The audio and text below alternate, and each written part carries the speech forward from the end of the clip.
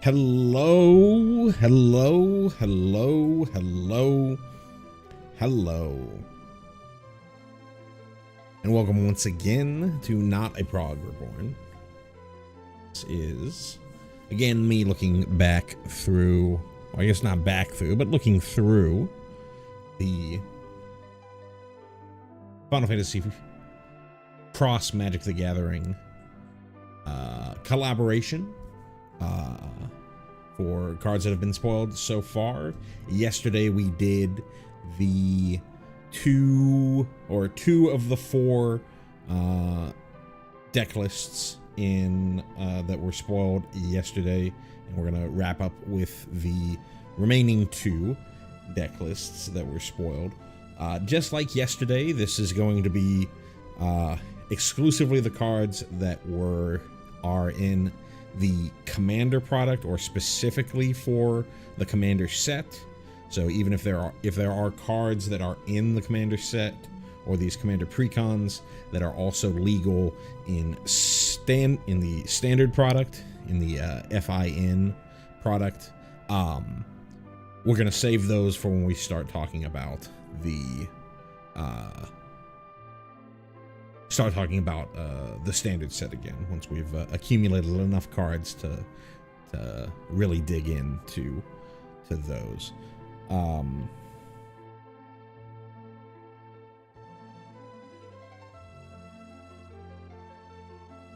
Yeah, not a ton more to say. We're looking at the Final Fantasy X list first. I do,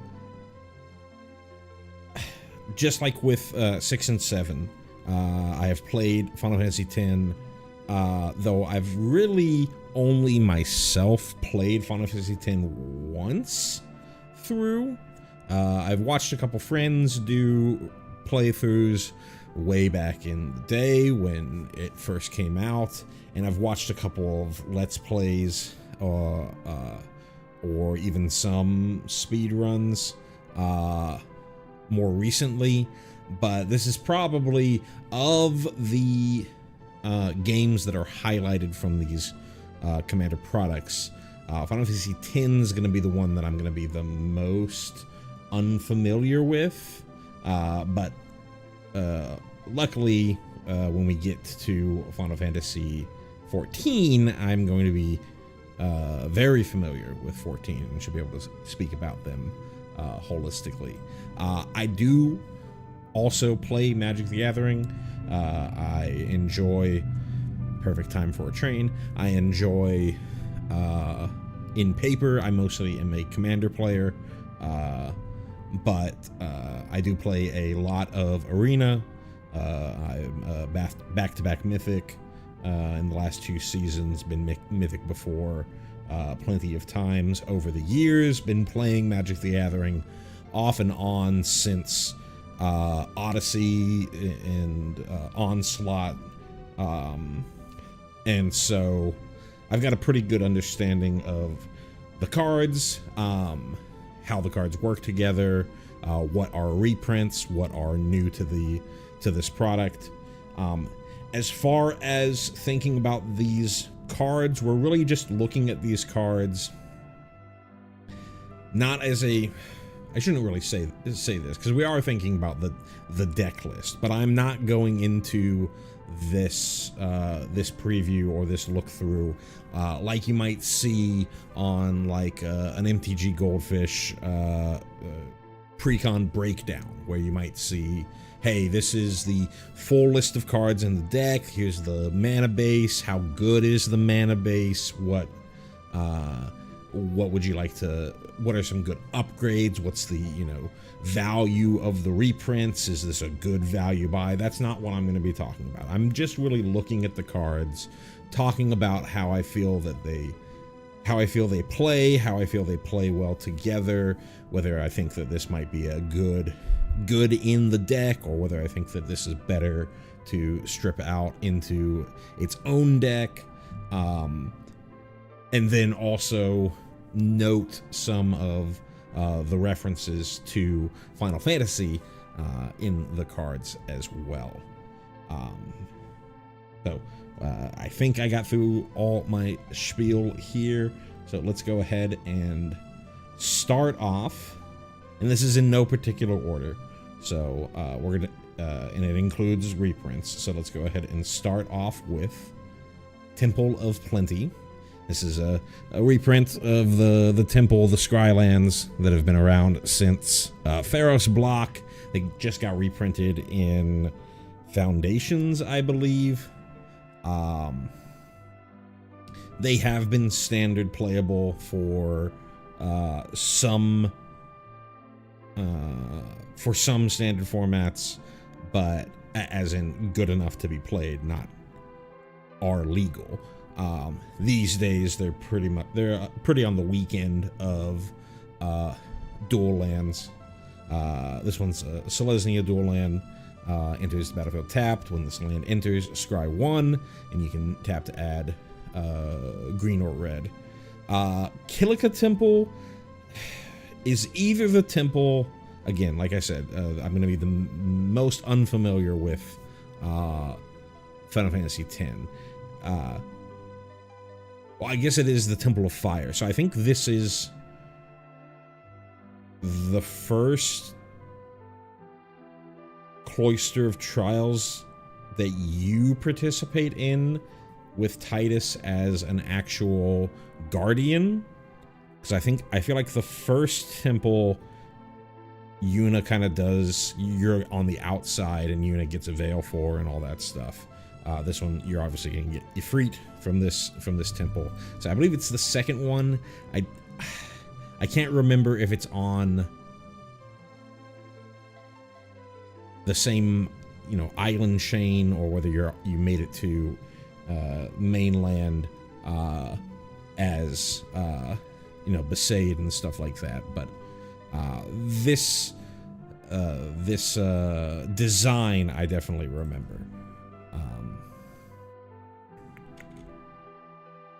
Next up, speaking of Ifrit, we have Altered Ego. This is another reprint for X2 green, and for X and 2 generic green and a blue.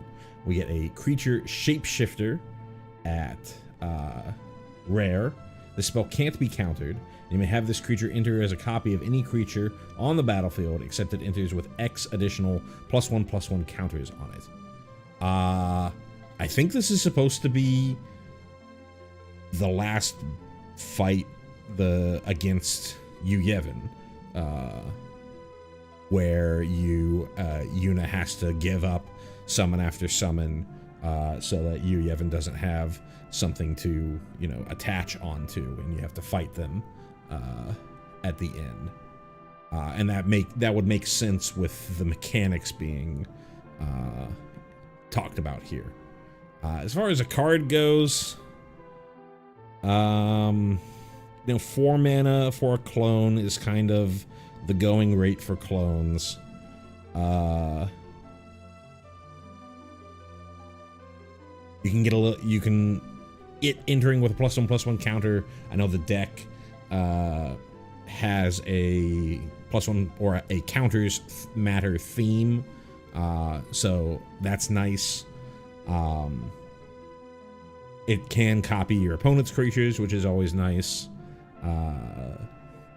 Fine enough reprint for the deck. Endless Detour, another reprint, pretty recent reprint. It took me a while. I thought this might have been a new to it, but I think this comes from either the Murders at Karlov Manor Commander product or the New Capenna Commander product. But for a green, a white, and a blue, we get an instant at rare. The owner of target spell, non-land permanent, or card in a graveyard puts it on their choice of the top or bottom of their library. So as a card, pretty flexible, right? It's either like a pseudo counter spell. You're not actually getting rid of the spell. They'll have a chance to use it again should they draw it, either by using some draw that they have in hand, or just drawing it naturally next turn.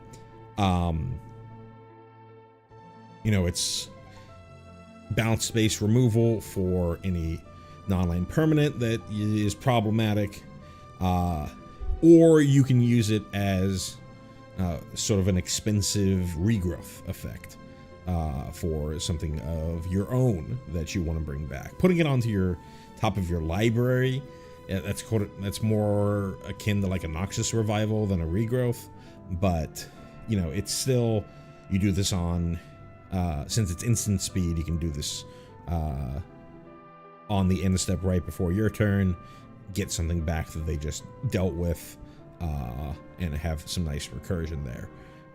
The reference here is, the lightning fields, or I don't know the exact name of the location, but where you've got all those spires and you've got to run across and dodge the lightning and all that. It's where,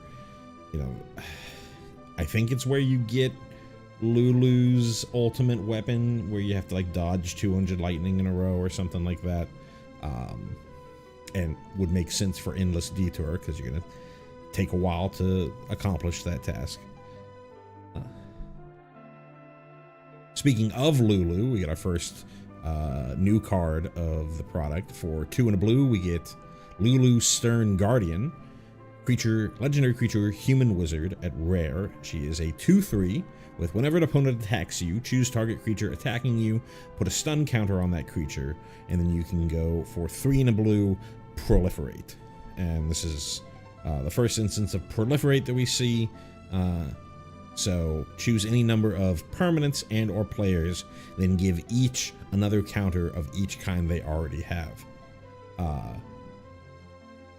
So idea here is your opponent is attacking Lulu, is kind of like stunning them, maybe like casting ice magic or something, to stun the creature that's attacking you, and then you can use her proliferate to keep that creature stunned for longer. And if you're getting swung at by a bunch of different people, then you'll give more and more things stun counters, and you can keep proliferating and keep proliferating to keep those things from being able to attack you. Note that the opponent has already attacked, and they've already declared you as the defending player. So even though this puts a stun counter on it, if the creature that is attacking you, or the creature that's attacking you, will get that first instance of damage in on you, and if the creature that's attacking you has vigilance, then putting a stun counter on it is not really going to do anything until you somehow tap the creature through some other means. So 2 things to note there. But for most creature combat, and especially if it's like some kind of Voltron commander, or like you're getting attacked by a single big threat, you'll take the 1 hit, but then you'll be able to keep that thing from swinging back at you for as long as you really are willing to put additional mana into keeping it stunned.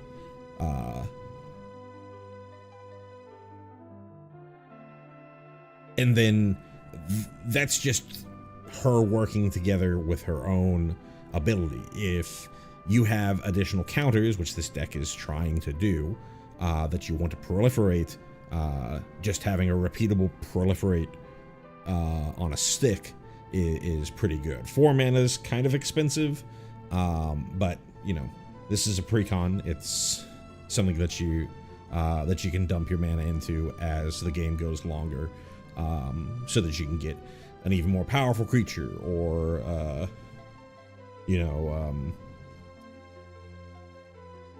move along your summon sagas quicker, things like that.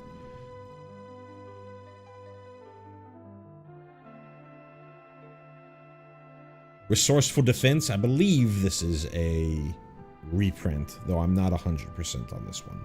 For 2 and a white, we get an enchantment at rare.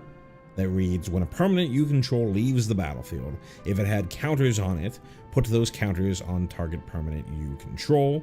And then you can pay 4 and a white, so another mana dump. Move any number of counters from target permanent you control to a second target permanent you control. So, you know, this is the level 1 thinking on here is, hey, I've got a creature that I've been putting all this effort into to get bigger and bigger with +1/+1 counters. This is sort of protection for if your opponent is using, you know, 1-for-1 removal, you're going to be able to keep those counters on the board in one way or another. And then as far as moving it, spoilers, I know that there's like hardened scales. I think there's literally hardened scales, and there's probably other hardened scales effects. So being able to move counters around it is always nice here. And I believe the scene being depicted here is right when Titus sort of first learns about the trials and whatnot, and he's trying to break into the like inner sanctum, and he's getting into the argument with Waka.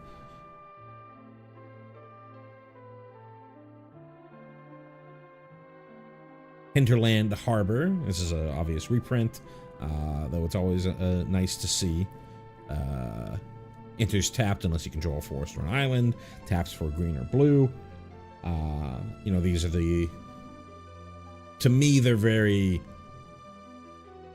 shoe puffs, aren't? Yeah, Ride the Shoe Puff. I remember that. That's stuck in my head from back when I played it. I always felt that these were very similar in feel to the I forget what they're called in Morrowind, but they're like the big insects that you're riding around in Morrowind to get from one place to another. But yeah. Riku, Resourceful Guardian, another one of our guardians. For 2 and a blue, we get a legendary creature, Human Artificer. At rare, she is also a 2/3. So we've got 2 mono blue 2/3s. Interesting. Whenever you put 1 or more counters on a creature, until end of turn, that creature can't be blocked by creatures your opponents control. Super sick. And then Steel, which is her, I was going to say her special ability, but it's the Sphere Grid. You can technically get anybody to have Steel, but it's sort of in her opening path.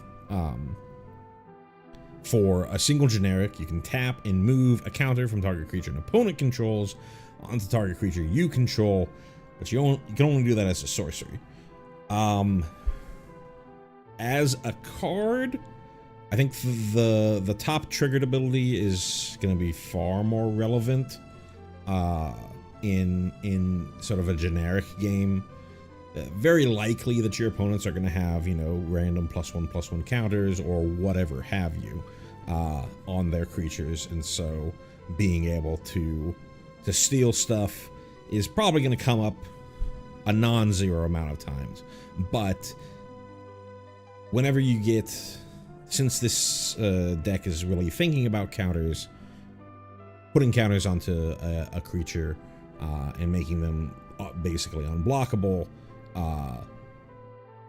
is good for any sort of, you know, go tallish strategy like you have in most counters matter decks. Yeah,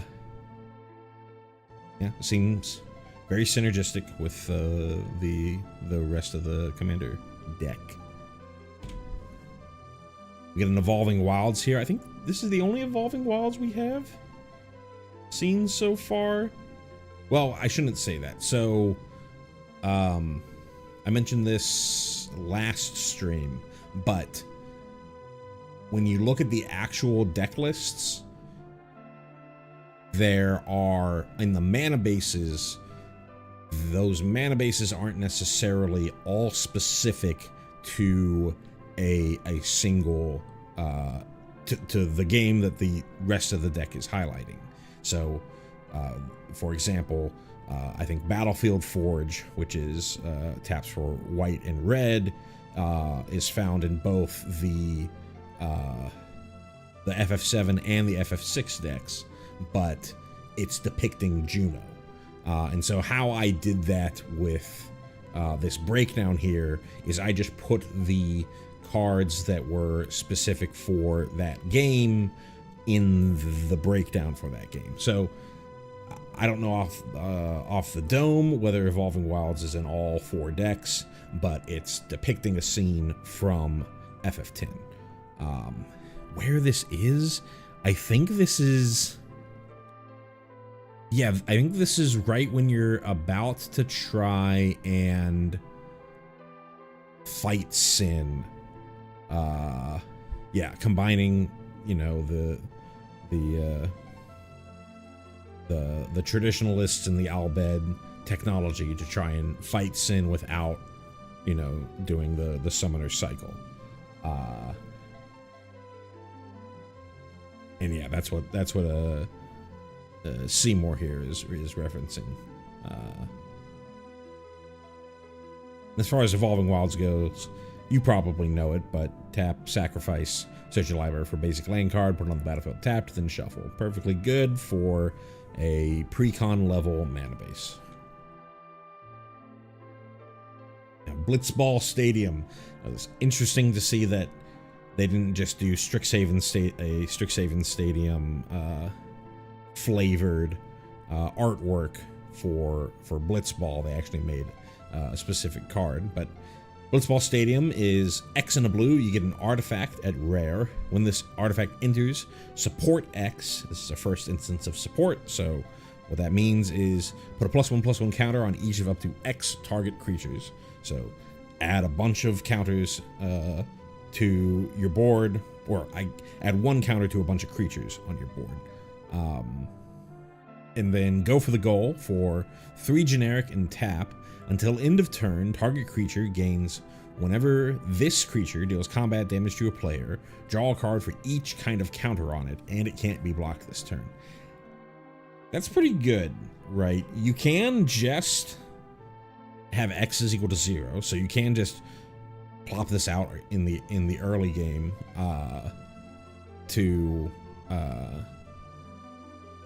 as just a turn 1 play if you really want to, but you probably want to at least have this put 1 +1/+1 counter on something, so you're probably going to want to wait until you have at least 1 thing on there so that you can cast this for 2 to at least give 1 +1/+1 counter.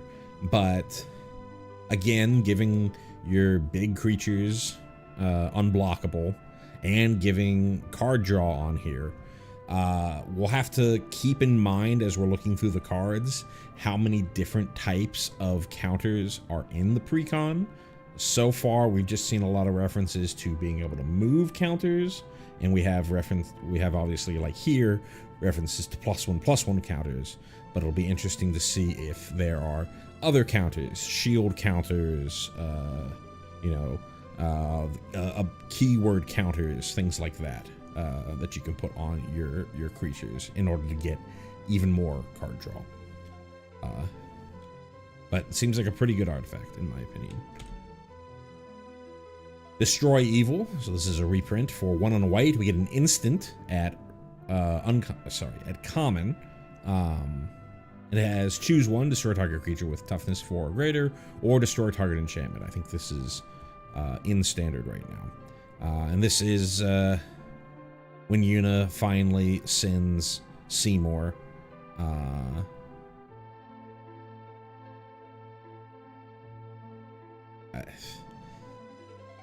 trying to remember exactly when that happens. The order of the events in 10 get all jumbled up to me. Is this after you fight Seymour Flux, or does Seymour still hanging around at that point? I don't remember, but pretty big spoiler.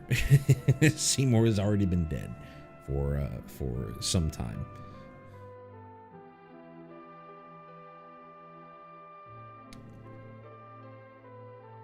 Rampant Rejuvenator. Nice reference to one of the bosses in the game. For 3 and a green, we get a creature plant Hydra at rare.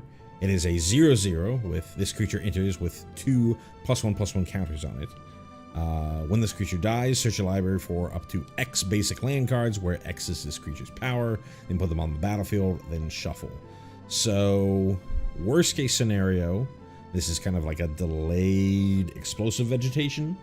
Though I guess it is untapped, so it's more like a Sky Shroud claim. But I guess Sky Shroud claim is only forests. You know, it's in between the two.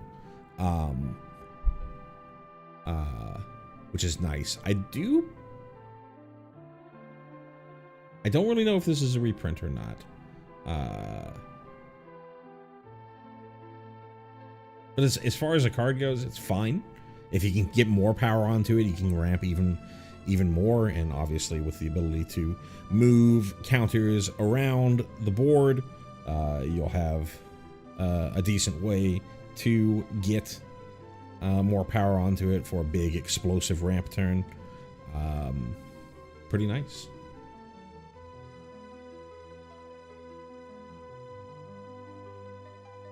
Grateful Apparition. For 1 on a white, we get a creature spirit at uncommon. It's a flying 1/1. It says when this creature deals combat damage to a player or planeswalker, proliferate.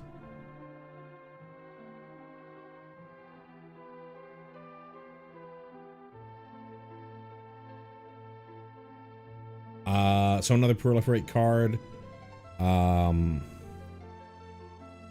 There's a card very similar to this called Thrumming Bird that I think is in blue. I think it's also a 2-mana spell.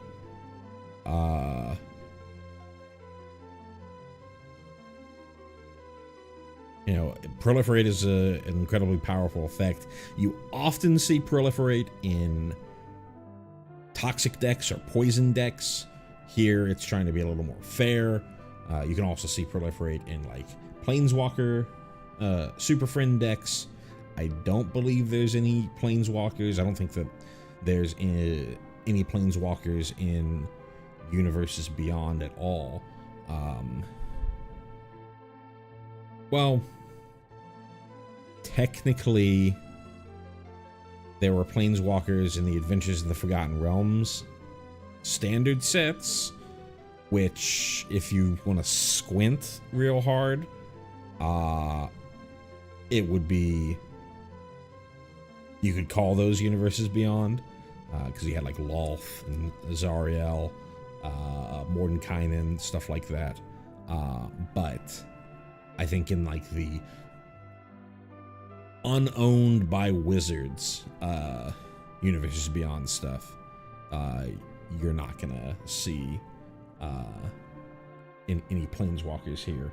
So within the precon, you're not going to have any sort of Super Friends shenanigans here. It's really just about this moving counters around. But still, repeatable proliferate, always great, especially for a deck that cares about counters. And the fact that this is a flyer means that it's likely going to be able to get in and deal that combat damage. This is our first summon for this set, or for this precon. Summon Yojimbo for 3 and a white. We get a 5/5 with Vigilance. It's an enchantment creature, Saga Samurai, at rare. If you don't know this, since this is our first time seeing sagas and seeing summons, how these cards work is they are very similar to sagas in Magic the Gathering, where they exist on the battlefield for only a certain amount of turns. They have an enter the battlefield effect, which is their first chapter, and then at the beginning of your pre-combat main phase, aka after your draw step, you get whatever the next chapter in line's ability. Until you reach the end, you'll get that ability, and then the saga will sacrifice. In this case, the creature associated with the saga is also getting sacrificed. So on into the battlefield, We get a 5/5 vigilance creature that has exile target artifact, enchantment, or tapped creature an opponent controls. That's pretty good for 4 mana. Doesn't hit everything, but a tapped creature or problematic artifact or enchantment. And then for chapters 2 and 3, so you do get at least 2 swings in with Yojimbo. Until your next turn, creatures can't attack you unless their controller pays 2 for each of those creatures. So this is Ghostly Prison, since it's in white. So you get 2 turns of Ghostly Prison, which is pretty great. And Yojimbo itself is a great blocker for if your opponent does decide that they really want to attack you and pay that tax. Yojimbo's still here to be a 5/5 blocker. And then for Yojimbo's basically ultimate overdrive, I guess is what they call it in Final Fantasy X, you can create X treasure tokens, where X is the number of opponents who control a creature with power 4 or greater. Probably gonna be happening, though there's no guarantee that it's gonna be happening. So I think you should evaluate this mostly on, you know, am I going to be able to get some value from the ETB, and do I want like a temporary Ghostly Prison, and along with 2 swings in with a 5/5 vigilance creature. I think it's fine. You're probably going to be able to hit at least an artifact. Somebody's going to have a Soul Ring or an Arcane Signet that you can blow up with Yojimbo. As far as like lore stuff goes, seems pretty on point here, or flavor seems pretty on point here. You know, the big thing with Yojimbo is I forget what the name of the attack is, but you can like spend money. You give Yojimbo a bunch of money in order for him to do some attack, and you can kind of cheese fights by dumping a ton of money in.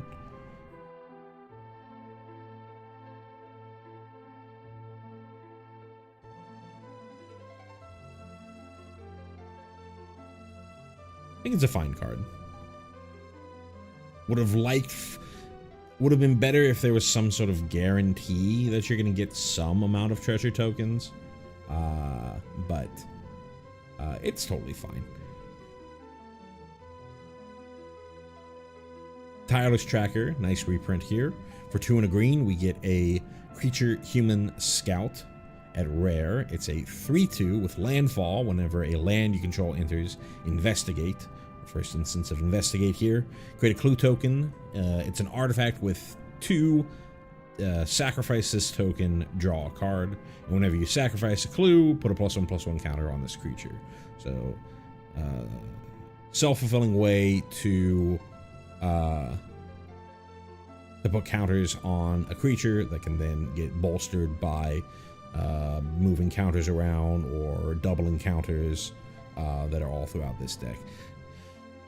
As far as what this is specifically, I think this is the Albed tracking Yuna, Yuna's movements, though I'm not 100% on this.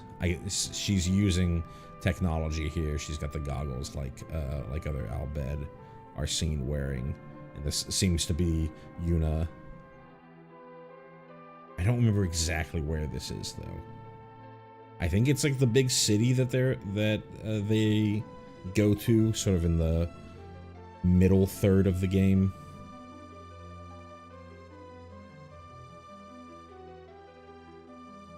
Next up is Inexorable Tide. Great reprint, perfect for the deck. For 3 blue, we get an enchantment at rare. Whenever you cast a spell, proliferate. This is basically Yeah, this is basically the beginning of the game, right?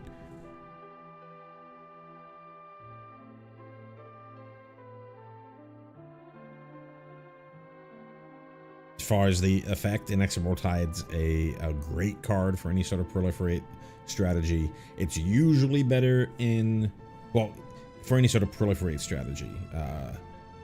It's really scary when you're dealing, once again, with poison counters or with super friends. I'm sure it's also very scary on counters, you know, +1/+1 counters and creature counters decks as well. Another land reprint, Seaside Citadel. This land just taps, and it taps for Bant, aka green, white, and a blue. Right, this is the city that I was thinking of, Beville. Biggest city in Spira, main temple of Yevon is here. You come back here multiple times throughout the game, if I remember correctly. And I think this is the city at the start of X2 as well. Though it's been even longer since I played X2, so. Gata and Luzu. For 2 and a white, we get a legendary creature, Human Soldier, at rare. They have Flash, and they are a 1/1. So Flash, they don't have the text on here. But what Flash means is you can play this spell as if it were an instant, you know, at instant speed. So you can play this on an opponent's instep, you can flash it into block or whatever. And so usually they have a neat enter the battlefield ability. So when Gata and Luzu enters, choose target creature you control. If damage would be dealt to that creature this turn, prevent that damage and put that many +1/+1 counters on it. So block some attack to that your opponent's swinging at you. Gata and Luzu, target the thing that's blocking this big attack. Prevent all that damage. Put a ton of +1/+1 counters on it. You can even use it offensively. You know, you attack, your opponent blocks. Your opponent blocks that creature in hopes to try and trade. You Gata and Luzu to so that your creature won't die. You'll get the combat damage will have had to have happened, so it's not like you'll be able to, hey, you've got like a 4/5 blocking you and you only have 4 power. It's not like you'll be able to kill that thing because of this, because the damage will have already happened.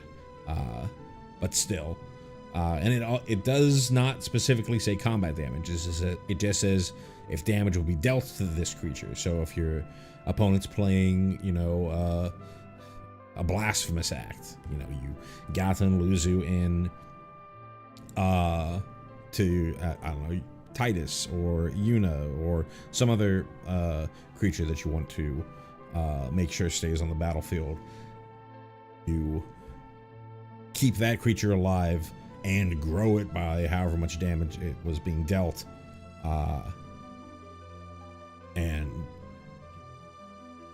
basically win the game at that point. Doesn't give it any like indestructible, so it has to be, it's really only preventing damage based issues that you're going to run into. As far as the reference,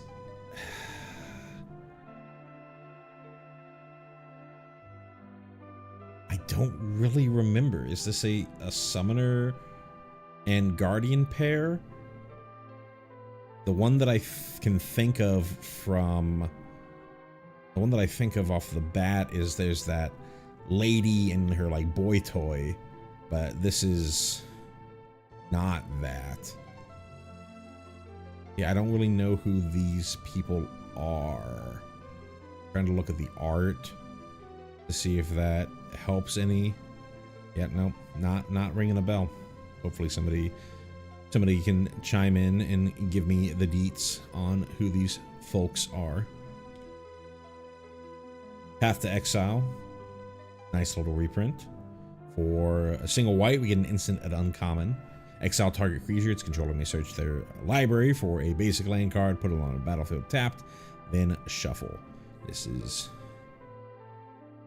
as Sin destroys Spira, or not Spira, Xanarkand, where that Titus was in, and brings him to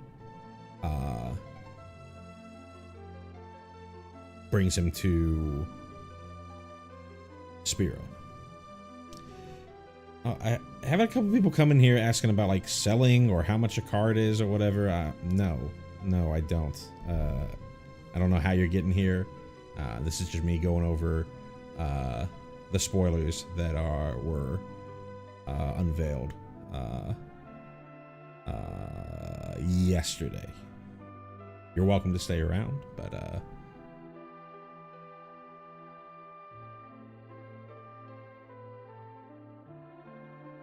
far as this card goes, no problem.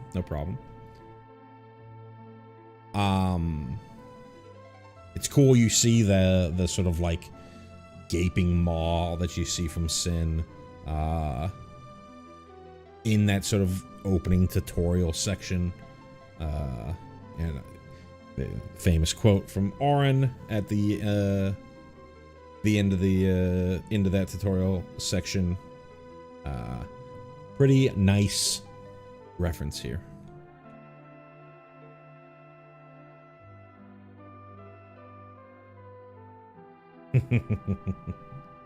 Yeah, I love a good tireless tracker.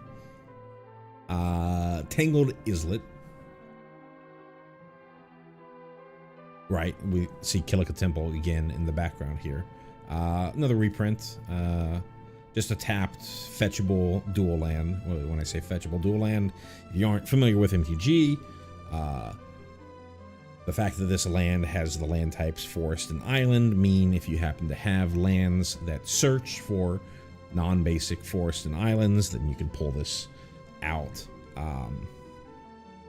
In the precons, though, you're really only going to ever see things like Evolving Wilds. So for the most part, this is only relevant for things like we saw earlier, Hinterland Harbor, which cares about whether you have forests or islands on the battlefield already. Not much else to say about the card. Great art. Love the clouds. Sort of a kind of overcast, maybe a little rain over in the left side, but not a terrible day to be out on the water. And so we have our next summon from the deck. Summon Magus Sisters for 4 and a green. We get a enchantment creature, Saga Fairy, at rare. It's a 5/5 with haste. Always nice to see haste on one of these Saga creatures. So that means you're going to get in 2 attacks, including the turn it comes into play. And then very interesting for the effects here. It's the same options for all 3 chapters of the saga.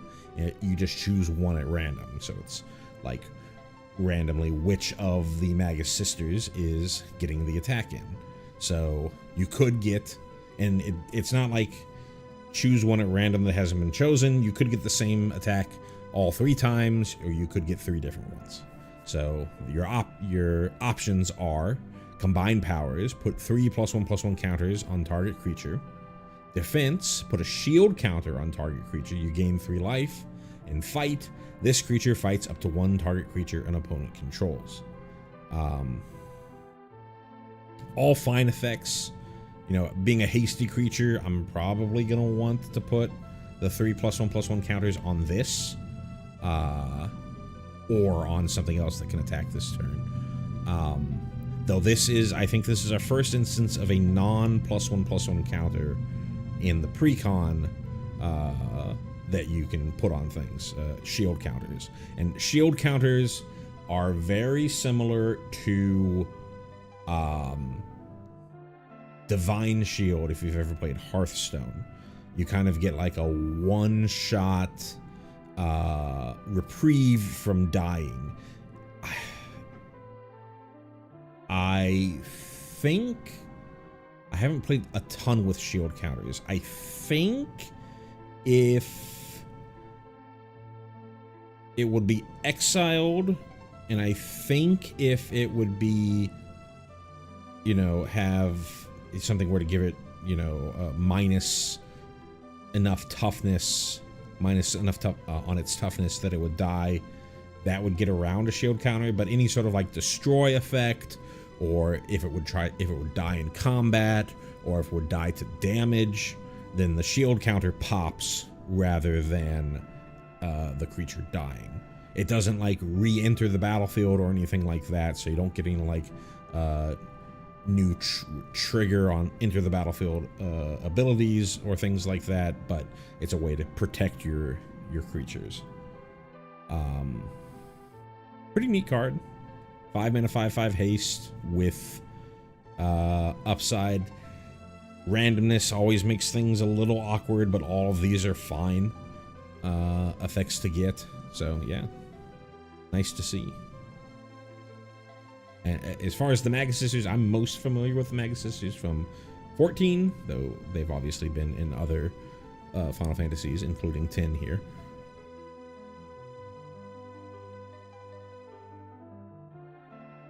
Promise of Loyalty. I believe this is a reprint for 4 and a white. We get a sorcery at rare. Each player puts a vow counter on a creature they control and sacrifices the rest.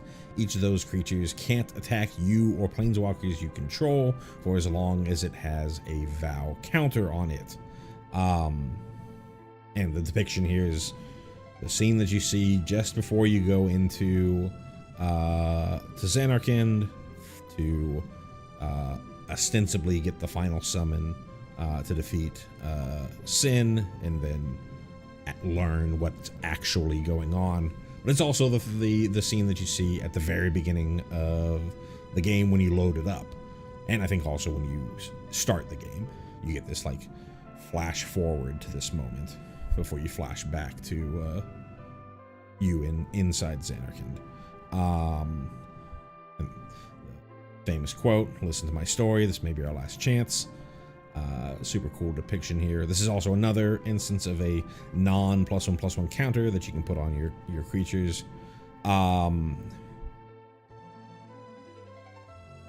have to go look back again. I don't know if you can.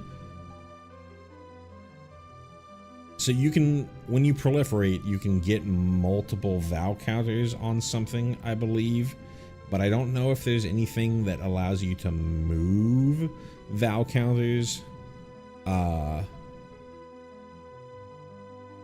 to a different creature, and even if to a different creature that your opponent controls, and even if you did, I don't think that would even work, right? Because it says each of those creatures, specifically the creatures that were initially targeted or chosen to put a vow counter on. So I don't know if there's a way. I don't know if there's a way for you to move those vow counters to other creatures of your opponents, and even if you did, would they not be able to attack you? That's something. Since I think this is a reprint, that's something that you could look into on Gatherer or on Scryfall, any of the card aggregator sites, to see the official rulings and things for it. But as far as a board wipe, pretty good board wipe. Sacrifice is always great for a board wipe, because if your opponent has something that gives their board indestructible, then sacrifice gets around it. And then even the things that are surviving, they're not able to attack you. They're forced to attack your opponents, your common opponents. So pretty good board wipe. in my opinion. Obviously, if they can save something that's giving them value outside of being just a beater in combat, sure, that's a problem.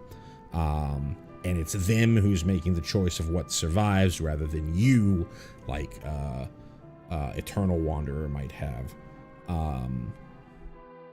might do. So they get to choose what is best for their situation. But even then, you not having to worry about that thing swinging in at you is a nice upside here. Next up, we have Port Town. Reprint. And speaking of, when we were talking about lands with types, this is a land that cares about types. As it enters, you may reveal a plains or an island card from your hand. If you don't, this land it just taps for blue and white. It's a rare.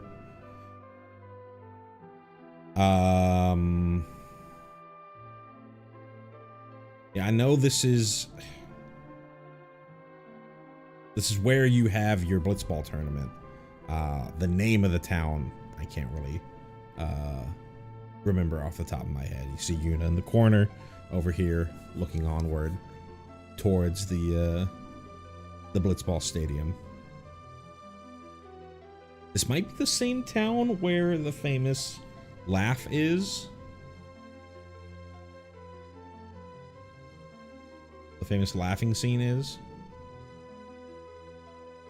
Somebody in the comments will be able to confirm or deny. Sphere Grid, this is super sick. So for 1 and a green, we get an enchantment at rare. Whenever a creature you control deals combat damage to a player, put a +1/+1 counter on that creature. And then it has unlock ability. Creatures you control with +1/+1 counters on them have reach and trample. So pretty cheap effect. Or pretty cheap to cast, 1 and a green, right? Get this down early. Sticks around.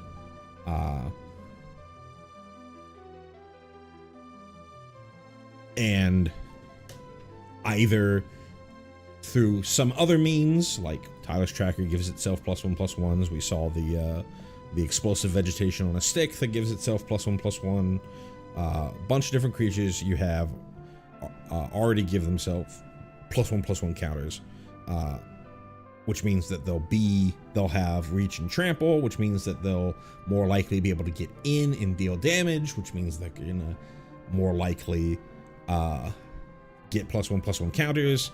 Super sick. And it really, flavor wise, it really works pretty well, right? You've got the Sphere Grid is sort of your leveling system in 10, and the idea here is you dealing damage to a player is like you getting experience, and you're leveling up by putting more +1/+1 counters on those creatures. And by leveling up, you get more abilities, and you become more powerful by getting reach and trample.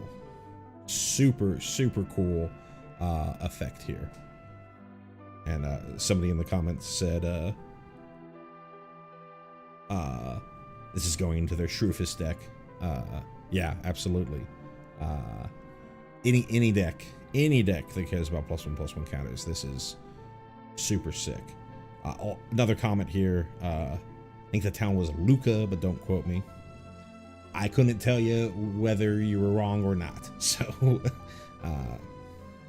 hopefully that is right.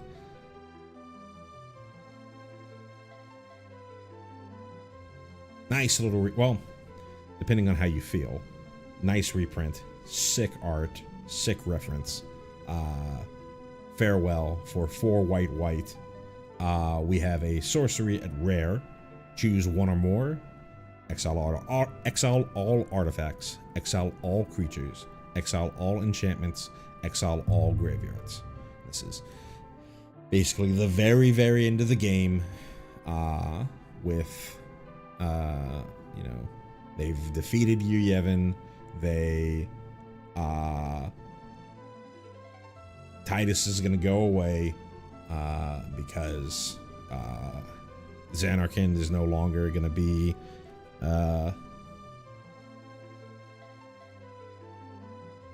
resting. I don't. it's no longer going to be manifesting. So he's going to go away, and Yuna, who obviously is grown attached to Titus, wants him to stick around. Great reference for farewell here. As far as the card goes, 6 mana board wipe, but it's a board wipe for everything. It's also exile. A lot of people hate this card. I think that it's a great safety valve for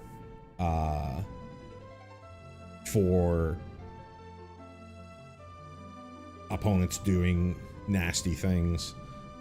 Interesting that it's in this deck, because you are trying to, you know, put together a board. You're not really trying to be like a controlling deck. You can obviously choose to not exile creatures if you're just trying to hit enchantments or nuke somebody's graveyard or whatever, or what have you. But interesting that you would put it into this deck in particular. But yeah, love me a farewell. Got a couple comments. That farewell makes me want to actually put that bad card in my decks. Oh. Agree to disagree on whether it's a good or a bad card, but yeah, the art is super sick. And somebody else is talking about merfolks, though I don't know what the reference is to. Next up, we have Sunpetal Grove. Another reprint. Another card that cares about land types. Taps for a green or a white. I believe this is sort of when the game opens up. There's this big, like,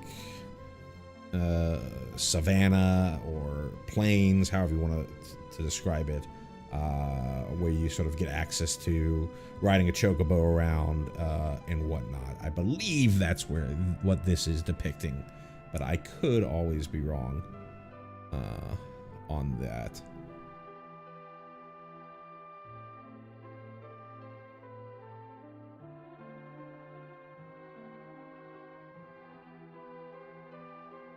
Everflowing Chalice, nice little reprint here. For 0 mana, you get an artifact at uncommon.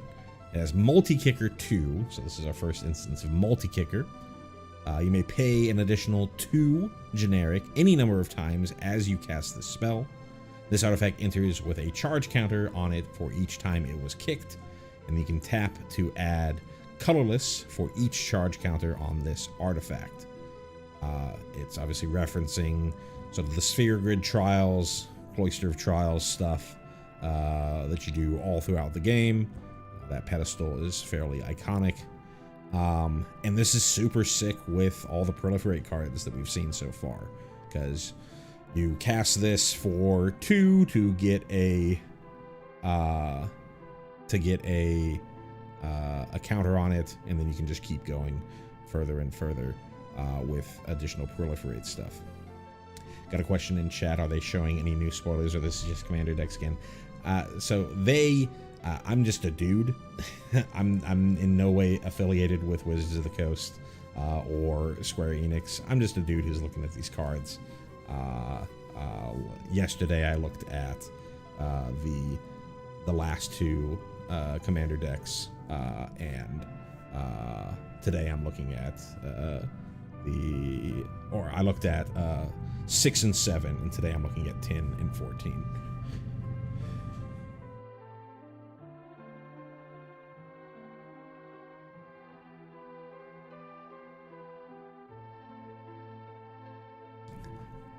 Next up, we have Temple of Enlightenment, another one of the Temple cycle. This one is our Azorius land. Enters tapped, scry 1. I guess I didn't mention what scry was. Scry is, if you're just new to Magic, just getting to learn it from Final Fantasy. Scry is, you look at the top card of your library, and you can decide whether you want to leave that card on top or put it onto the bottom.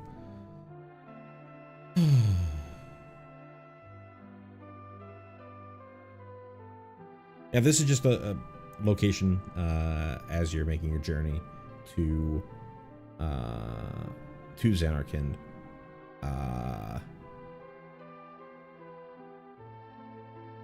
Based on the text, it's right before, basically right before you get to Guadasalam. Again, it's been so many years since I played 10 that the order in which things happen is difficult. Maybe this might be the temple, because you do obviously get Shiva in 10. They've revealed the summon Shiva, which is referencing the 10 Shiva. So this might be sort of leading to the Cloister of Trials for where you get Shiva, but could be completely wrong. Been so long. Summoner's Sending for 1 and a white. Here's a new card. We get an enchantment at rare. At the beginning of your end step, you may exile target creature card from a graveyard. If you do, create a 1/1 white spirit creature token with flying. Put a +1/+1 counter on it if the exiled card's mana value is 4 or greater. Let me read this again. At the beginning of your end step, exile creature card from a graveyard. That's super sick. And then you can put you get a spirit creature token with flying. That's sick. And it could be a 2/2 if the thing that you're exiling is 4 or greater. I mean, putting in incidental graveyard hate is always nice. You kind of, sometimes you see people play Bajuka Bogs in Commander, but often people aren't really playing any sort of graveyard hate, and just having this in your precon, especially if you're being like you're doing a precon battle, somebody has got to be taking on the FF6 deck and preventing them from getting all that recursion and all that value. It is from a graveyard, so it could be your own if nobody has any other creatures in there, but you happen to. You can recur that stuff to get some value there. And if it's 4 or greater, you can get that +1/+1 counter on it and start proliferating it, start moving that counter around. The fact that it's a flyer is super great, because often if you don't have reach or flying, somebody can take advantage of that and just start chipping in. Back to the FF6 deck, Terra gives herself flying at the beginning of every combat, so preventing Terra from being able to get in with your little flyers. Super sick. I think this is a great card. It's a little small ball, but sometimes you need that. Temple of the False God. Nice little reprint. We got a land at an uncommon. Tap to add 2 colorless, but activate this only if you control 5 or more lands. So I believe this is the Ruins of Xanarkand. Got a reference to Lady Yunalesca, the first summoner.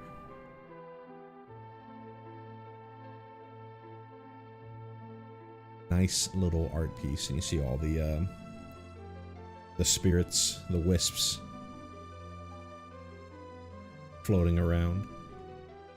Pyreflies, I think that might be what they're called. Bread for the Hunt. Nice little Kimari reference here. Though I think this is a reprint. For 1, a green and a blue, we get an enchantment at uncommon. Whenever a creature you control with a +1/+1 counter on it deals combat damage to a player, you may draw a card. And this is worded in the way where if you have multiple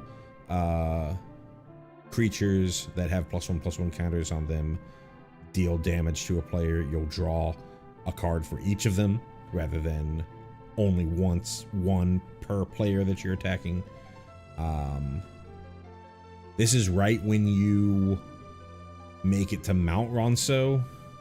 Kimari, who had gotten thrown out of... Ooh, did we lose? Oh, there we go. Music's back. This is right when Kimari had gotten thrown out of his clan's home. And then they have to go through here in order to make it to Xanarkand, and you have this I believe in the game it's Kimahri has to fight these two, and I think I remember my first playthrough of 10, I didn't use Kimahri that much, and so I got stuck here for a while because he was like severely underleveled.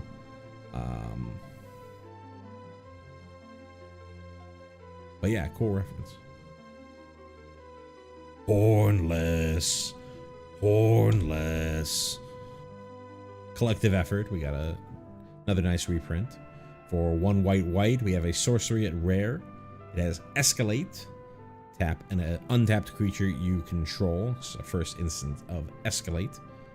You pay this cost for each mode chosen beyond the first. So you could just pay 1 white to choose one of these options, but if you want to choose more than one of these options for each one beyond that first, you've got to tap a creature you control. And so what are your options? You can destroy target creature with power 4 or greater, you can destroy target enchantment, and you can put a +1/+1 counter on each creature target player controls. Almost certainly that target is you. But yeah, anytime that a little overcosted for at least the first 2 abilities, you know, a kill spell and a disenchant, but the modality of it always makes these type of effects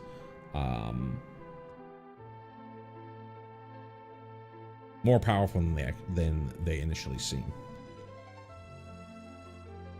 I believe this is when y'all are breaking back into the capital city to free Yuna as she's getting married to Seymour.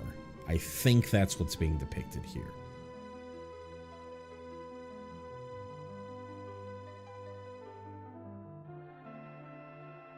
Path of Discovery. I believe another reprint from Ixalan. Yeah, this is definitely a reprint. For 3 and a green, we get an enchantment at rare. Whenever a creature you control enters, it explores. First instance of explores, so let's read what it does.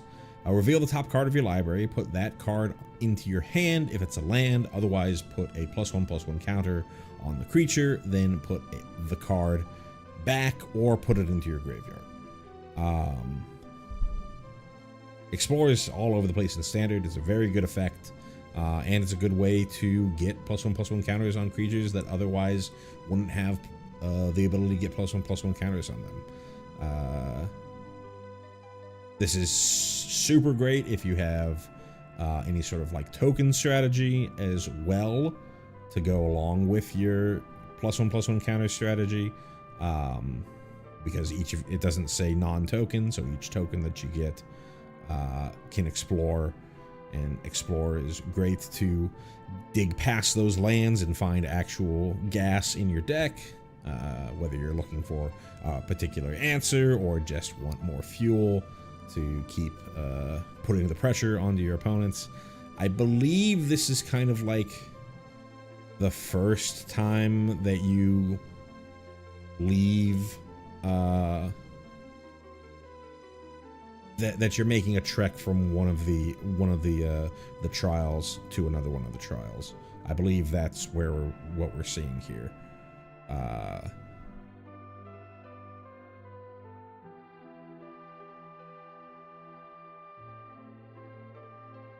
But somebody can correct me if they know more about FF10. Together Forever. I thought this wasn't a reprint. I thought this was for this deck, but this is actually a reprint. So for white, we get an enchantment at rare. When this enchantment enters, support 2. We saw support before. And then you can pay a generic to choose target creature with a counter on it. When that creature dies this turn, return that card to its owner's hand. So this is the... If you 100% the game, you sort of get this bonus scene, if I remember correctly. Because I remember all the water effects and stuff like that going on here. Sick art. They revealed this art way back when they first showed off the collaboration. They did like the first look, but they didn't show us the card, and so finally know what card goes for this art. And yeah, likely going to be a beloved artwork. Flooded Grove, another nice reprint. It's a filter land. Tap it for generic, or put a green or blue into it to turn into double green, double blue, or green plus blue. This is where you first sort of have your romantic scene with Yuna, if I remember correctly. I think this is near Guadasalam.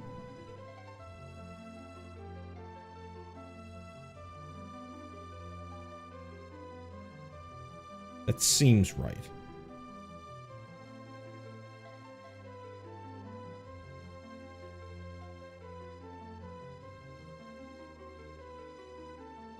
Walking Ballista, nice little reprint here.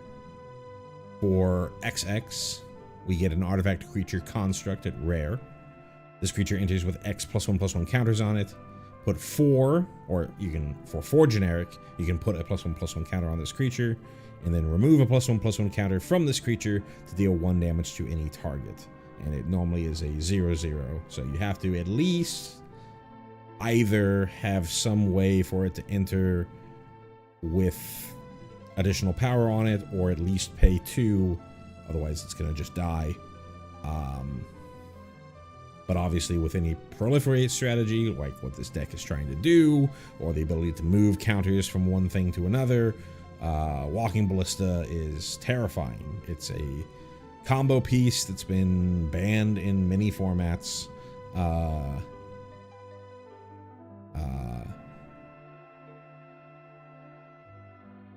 And yeah, super sick. And then the art, one of the bosses here, I think it's one of the bosses that you fight around the Blitzball tournament area, because you can see, I think it's shooting Blitzballs at you.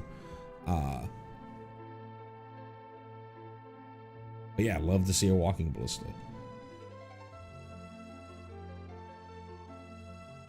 Protection Magic.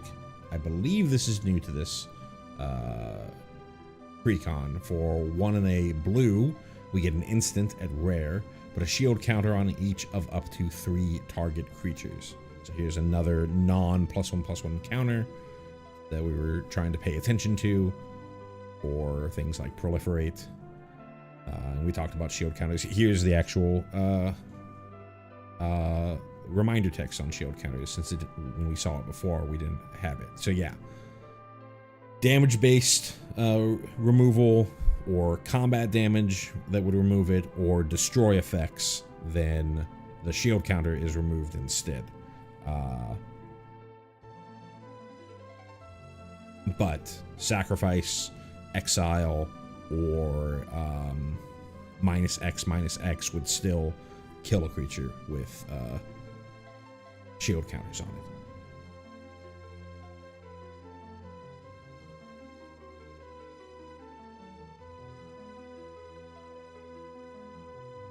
Chocobo Knights. For 3 and a white, we get a creature human knight at rare.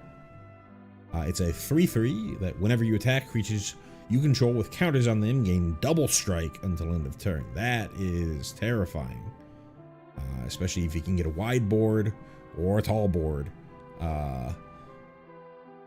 with counters on them. That's going to end games quickly. And it doesn't require the Chocobo Knights to attack. So you can play the Chocobo Knights and swing with the rest of your team on the same turn, and all those things that have counters on them are going to be very, very scary. If you have Chocobo Knights out and you have Sphere Grid out, double strike trample, terrifying. Very good card. Very good card. And it's obviously the Chocobo Knights. You see them all over the place in FF10. Shalinda, Yevon Advocate. For a green and a white, we get a legendary creature, Human Cleric, at rare. She is a 2/2 with lifelink, and whenever another creature you control enters, put a +1/+1 counter on that creature if its power is less than Shalinda's power. Otherwise, put a +1/+1 counter on Shalinda. So a nice way to get +1/+1 counters on small creatures, or grow Shalinda. She has lifelink, so anytime that she grows is good. As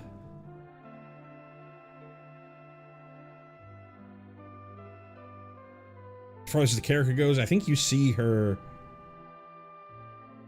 Oh, you're right. I did say advocate, not acolyte.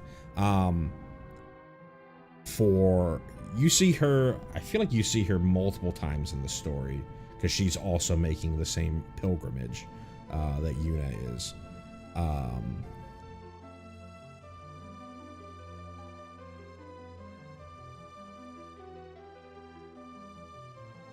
But yeah, pretty cool creature. Might be a nice build around just by herself, or in just some sort of token strategy to, you know, you play some sort of mass token generation and go from there. And then once those tokens start outpacing her, then she can start getting bigger. She'll always only, if you're doing any sort of token strategy, she'll always only be one higher than whatever your token's power is. Though I guess, like, say you create a bunch of 2/2 knights, then for the first one that entered, she'd grow, and then every one after would get a +1/+1. Well, no, I guess it would. I guess how it would work is it would stair step, wouldn't it?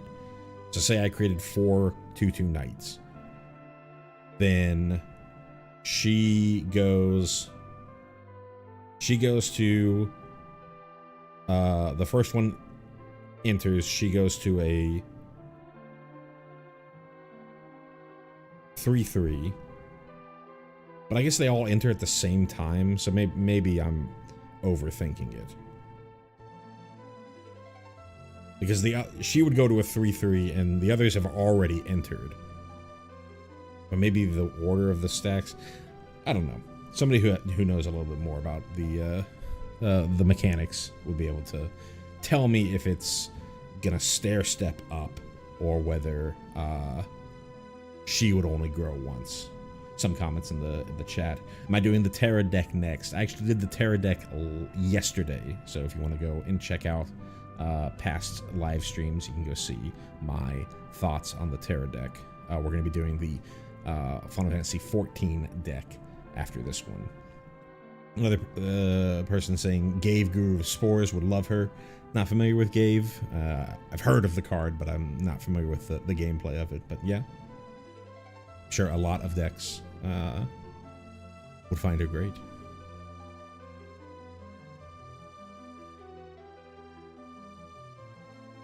Vine Glimmer Snarl, another one of the Snarl lands here. Another card that cares about land types. This one's Forest and Islands.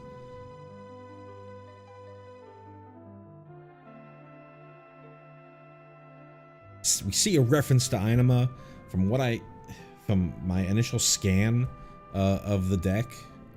There's no Inama card in there. They better have an Inama in the main set. I'm gonna be mad. I was annoyed when they were doing the PAX preview, and they went to 10, and they showed, which one did they show for 10? Oh, they showed Bahamut for 10. And I was like, why not show Veil 4? But I guess they were showing mostly standard legal cards, and Veil 4 ended up being in this this deck, which we'll see later.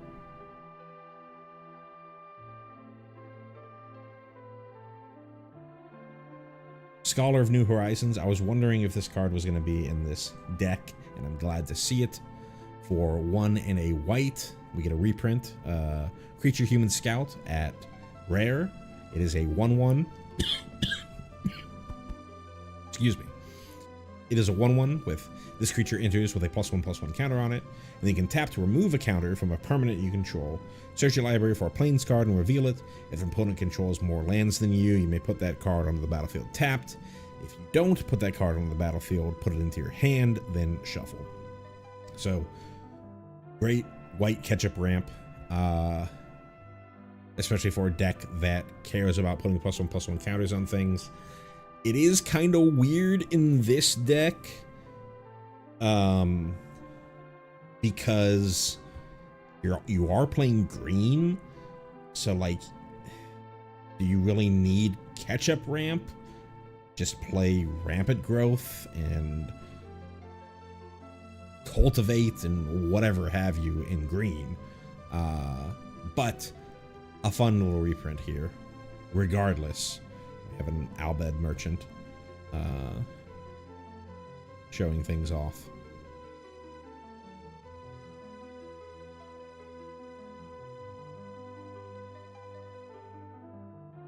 Exotic Orchard. Here definitely is Guadasalam. We get a rare land. Taps for any 1 mana of any color that an opponent controls. Could produce staple in Commander precons for many, many years.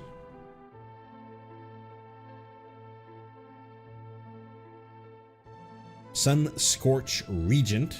This is a reprint from the first time that we were in Tarkir, if I remember correctly. For 3 white, we get a creature dragon at rare. A flying 4/3. Whenever an opponent casts a spell, put a +1/+1 counter on this creature and you gain 1 life. So fuels itself for getting +1/+1 counters. Gets terrifyingly large, terrifyingly quickly. Is a flyer, so already has built-in invasion. Doesn't really, outside of obviously, you know, putting +1/+1 counters on itself, it's not like very synergistic or super synergistic with the rest of the deck, but sometimes you just need a powerful effect.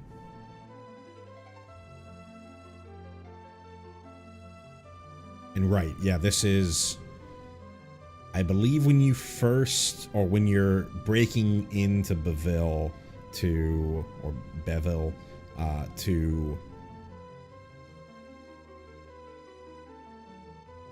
rescue Yuna, you have to fight this. I believe that's correct. Fathom Mage. For 2, a green and a blue, we get a creature human wizard at rare. This is a reprint. It's a 1/1 with Evolve. This is our first instance of Evolve. Whenever a creature you control enters, if that creature has greater power or toughness than this creature, put a +1/+1 counter on this creature. And whenever a +1/+1 counter is put on this creature, you may draw a card. So, nice little draw engine. I believe if you put a bunch of +1/+1 counters on this creature, you would only get 1 trigger. Though, don't quote me on that. And then I believe the reference here,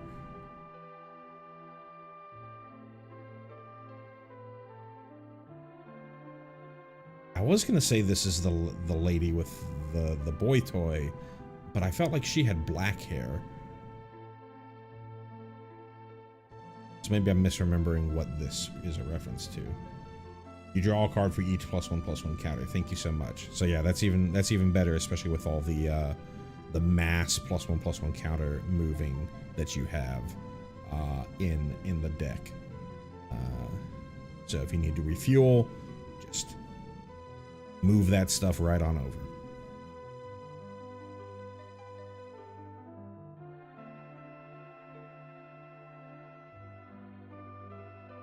Dusk Shell Crawler. I believe this is a reprint. Or you get a creature insect at common. It is an 0/3. When this creature enters, put a +1/+1 counter on target creature. Target could be itself. And then each creature you control with a +1/+1 counter on it has trample.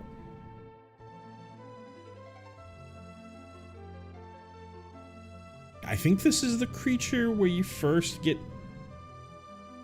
Orin to show off. Got a train going by, so apologize. I think this is the creature where you first get Orin to show off his overdrive.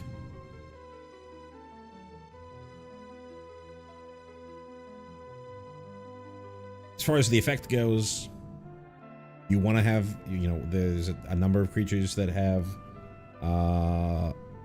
combat damage triggers, so giving things trample, always great. You're gonna have big, tall creatures, so giving those, making those so that it can't be chump blocked, always great. Nice little common. Gyre Sage, another reprint for 1 and a green. We get a creature elf druid at rare. It also has evolve. It is a 1/2. And you can tap to add a green for each +1/+1 counter on this creature. So if you're, after you refilled with Fathom Sage or Fathom Mage, I think it was Fathom Sage, just move those back over to over to the Gyre Sage and dump your hand. Pretty cool effect here. This is a, I believe this is in and around Guadasalam, and this is a Guado. I don't know if it's anyone in particular.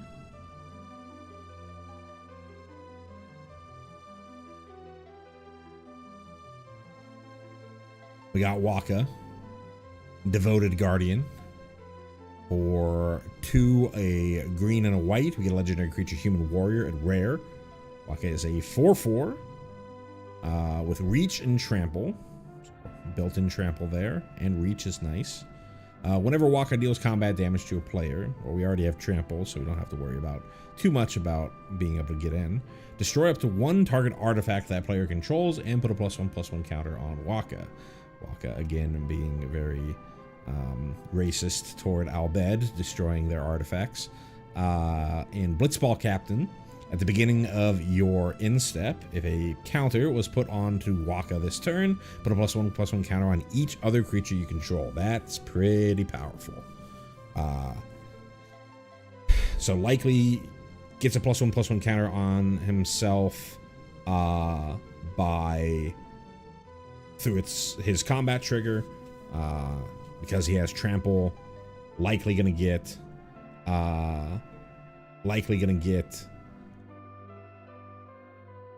the combat damage in, so gets the +1/+1 counter, and then buffs the team, being a Blitzball Captain, you know, getting the team to go through there. Comments in the chats being a little more forgiving for Waka, saying that maybe it's not his hatred for Albed that's why he's destroying artifacts, but he's scoring goals through soul rings.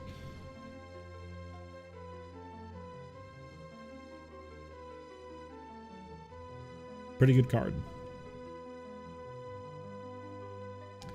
Cool little reprint. Used to be like a fairly expensive card, but they reprinted it in Foundation, so I think it's already dropped quite a bit. But an offer you can't refuse. For a single blue, we get an instant at uncommon. Counter target non-creature spell. Its controller creates 2 treasure tokens. This is when you first meet the Albed after you were first sucked into Spira, and they kind of beat you up in order to force you to work.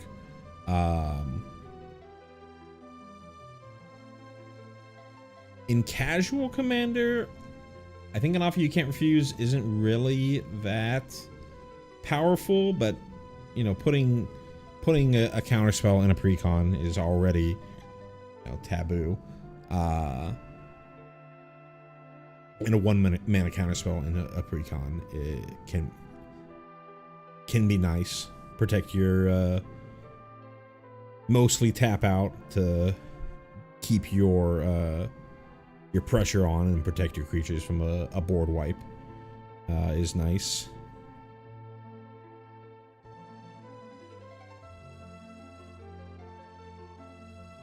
So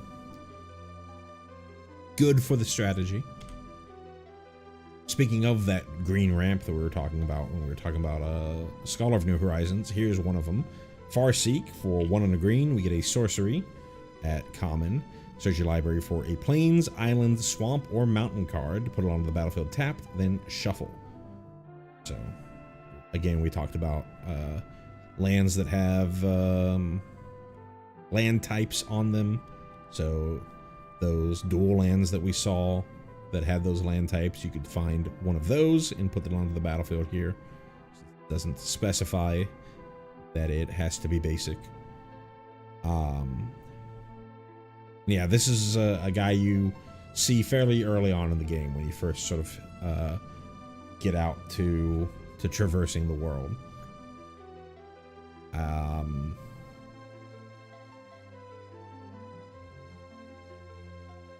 Yeah. Yuna's Whistle. For 1 green, we get an instant at rare. Reveal cards from the top of your library until you reveal a creature card. Put that card into your hand and the rest on the bottom of your library in a random order. Okay. When you reveal a creature card this way, put X +1/+1 counters on target creature you control, where X is the mana value of that card. So, instant speed, combat trick, instant speed, card draw, essentially. You're never going to miss with this because you just reveal until you hit a creature. Pretty neat card.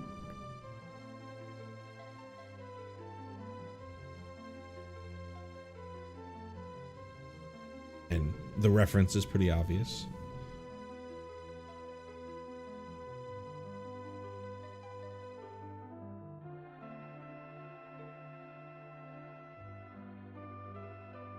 Pull from Tomorrow, sick art.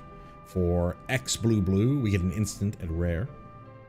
Draw X cards, then discard a card. Titus thinking back onto Jekt.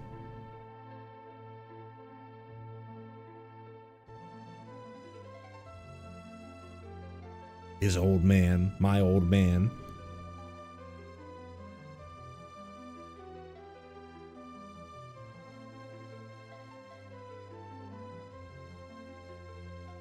Here's another one of those lands that you could pull from, with Farseek. Radiant Grove.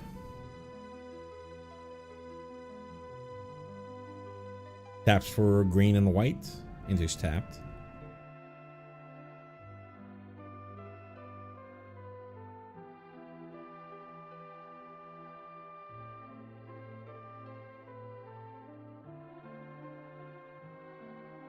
I think this is like glimpsing the far plane, that kind of stuff.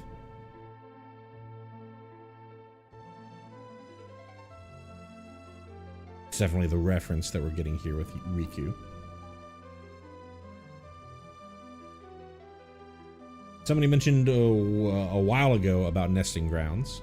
So here it is for a, we get a land at uncommon that taps for a single colorless, and then you can pay 1 generic and tap this. So technically 2 mana since you're using this for something other than mana. To move a counter from target permanent you control onto a second target permanent, activate only as a sorcery. So being able to move things around is always nice, and there are effects that like when it sees a counter added to a creature, like we saw with Fathom Sage, Gyre Sage. Move a +1/+1 counter onto one of those to draw a card, or to make it bigger so that it taps for more mana later on. You can only activate this as a sorcery, so no end step shenanigans here, but or combat trick shenanigans, but still.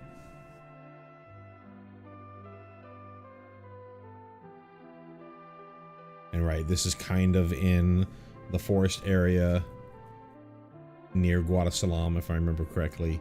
And I think that there's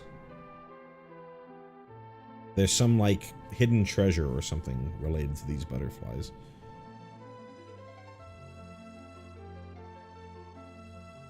We get our Kimahri card, looking sick as hell. Kimahri Valiant Guardian. For 2, a green and a blue. We get a legendary creature Cat Warrior at rare. 3/3 of the Vigilance. Has Ronso Rage. At the beginning of combat on your turn, put a +1/+1 counter on Kimahri and tap target creature an opponent controls. Then you may have Kimahri become a copy of that creature, except this name is Kimahri Valiant Guardian, and it has Vigilance and this ability.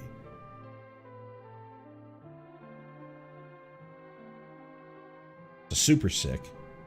Goes well with Kimahri's, game plan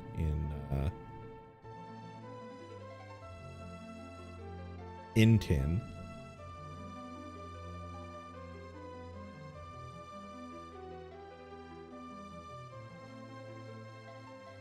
It's beginning of combat. So you can't really use this defensively because you're just tapping the creature. But you use it offensively, tap a creature an opponent controls that you're going to swing in on.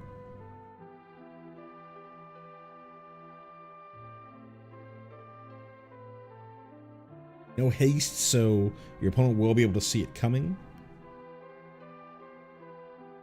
But, you can obviously turn into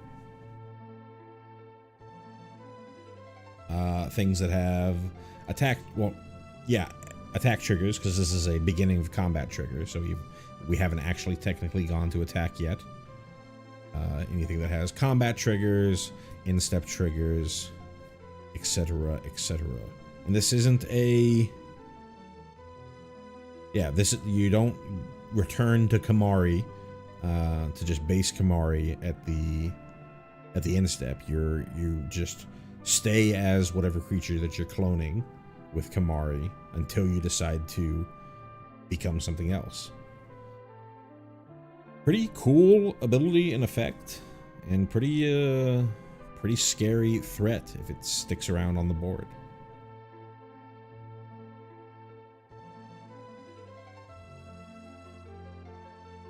Another one of the temple cycles, Temple of Mystery.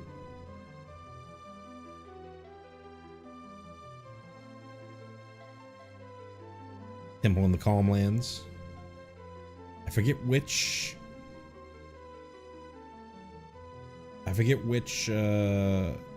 summon you get here. Somebody in the chat will have to inform me.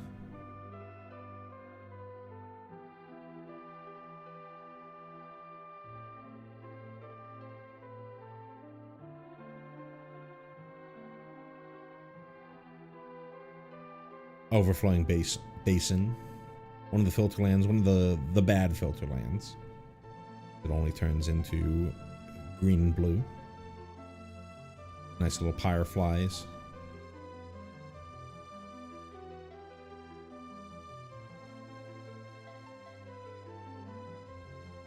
Finally, the Face Commander. I say finally, I don't know how. Somebody in chat, the Magus Sisters. Thank you so much. I say finally, though. Let me check to see how many more we're at. Looks like we still have quite a few to get through. So, but we do finally see the Face Commander for Titus here, or for the deck. Titus Unis Guardian for a green, a white, and a blue. We get a legendary creature, Human Warrior at Mythic. Titus is a 3/3. At the beginning of combat on your turn, you may move a counter from target creature you control onto a second target creature you control. So there's your whole little moving counter shenanigans on your commander. Repeatable beginning of combat trigger.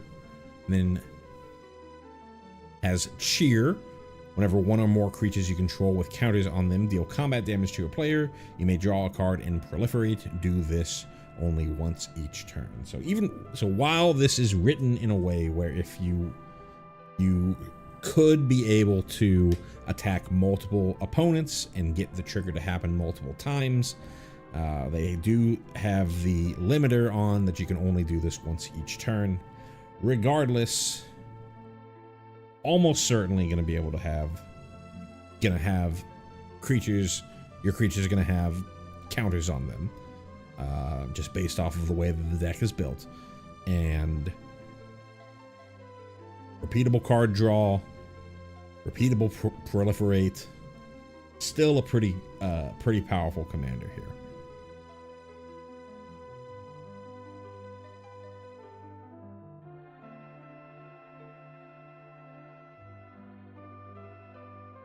Tremel, Seymour's Butler. For 2 and a green, we get a legendary creature, Elf Advisor, at rare. Tremel is a 2/3, so we've seen a lot of 3-mana 2/3s in this deck. Each other non-token creature you control enters with an additional +1/+1 counter on it. So here's a way to guarantee +1/+1 counters on someone like Titus or somebody who doesn't have a way to put it on itself. And then for a generic and tap Tremel, you can proliferate X times, where X is the number of non-creatures you control that entered this turn. That is terrifying.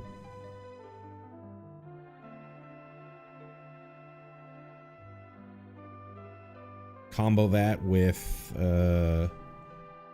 Shalinda, some token strategy. That's terrifying. Very powerful card. You don't even need the combo with Shalinda, because that Tremel is going to be putting the +1/+1 counters on things as they enter. Though it does say non-token, but Shalinda doesn't say non-token. So there you go. That's why you need the combo with Shalinda. Still, terrifyingly powerful card.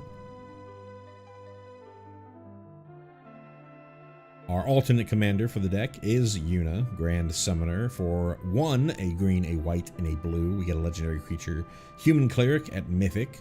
She is a 1/5 who has Grand Summon, which is her overdrive. Tap, add 1 mana of any color. When you next cast a creature spell this turn, that creature enters with 2 additional +1/+1 counters on it. And then whenever another permanent you control is put into a graveyard from the battlefield, if it had 1 or more counters on it, you may put that many or that number of +1/+1 counters on target creature. So the thing to notice here is when it's saying just counters and when it's saying +1/+1 counters. So on the second ability, when things are getting put into your graveyard from the battlefield, it just says permanents. But the thing that you should think about is sagas, summons. Summons are getting lore counters put onto them as they go through their chapters in the saga, and then it'll sacrifice itself at the end, so it's going to get you put into the graveyard, and then you'll turn those lore counters into +1/+1 counters for some other creature that you have. That's super sick.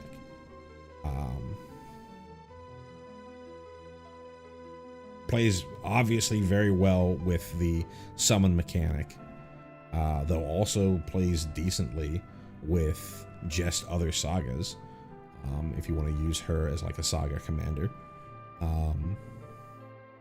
You could just dump those +1/+1 counters on Yuna.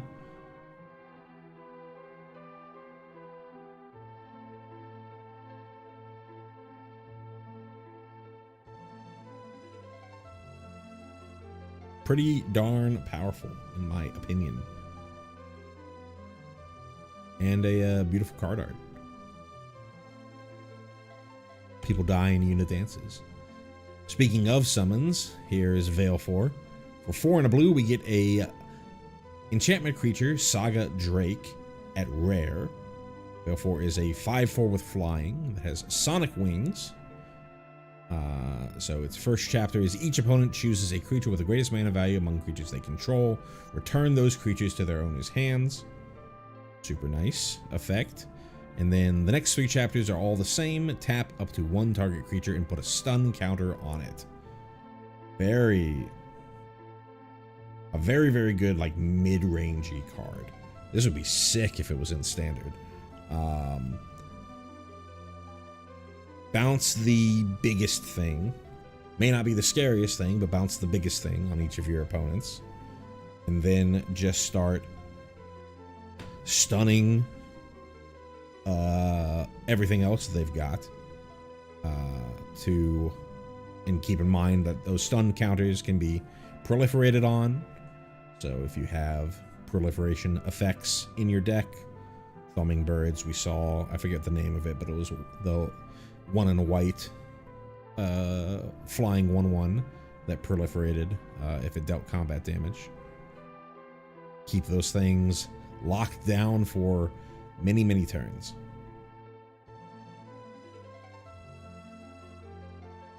Sick card. Glad to see a good card for Baleful. Incubation Druid, we got a reprint here. For 1 and a green, we get a creature Elf Druid at rare. It's an 0/2 that can tap for 1 mana of any type that a land you could control could produce. So for this deck, well, I guess you do have Evolving Wilds, so you could produce any color if you happen to have Evolving Wilds out, and your opponents happen to have black and red. But for the most part, it's going to be the Bant colors. If this creature has a +1/+1 counter on it, add 3 mana of that type instead. So it's 3 of any one type. So you're not able to mix and match. But then it also has, for 3 green, Adapt 3. This is our first instance of Adapt. So if this creature has no +1/+1 counters on it, put 3 +1/+1 counters on it. And the 3 there is because it is Adapt 3. So with no help, it's a 2 mana dork that can tap for any relevant color that you need. And then self-fuels to become a 3/5 that can tap for 3. But if you have anything that's helping it get along the way, where you don't have to dump that 5 mana into it to get +1/+1 counters on it, that's when you really unlock Incubation Druid. It was a pretty good card in Standard when it was printed, and seems like a great inclusion for this deck. As far as what it's depicting another Guado messing around with the Pyreflies.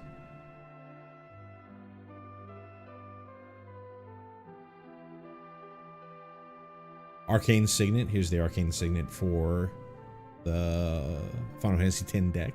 For 2 generic, you get an artifact. You have to add 1 mana of any color in your commander's color identity. Titus's Necklace. See that art all over the place in relation to Final Fantasy X.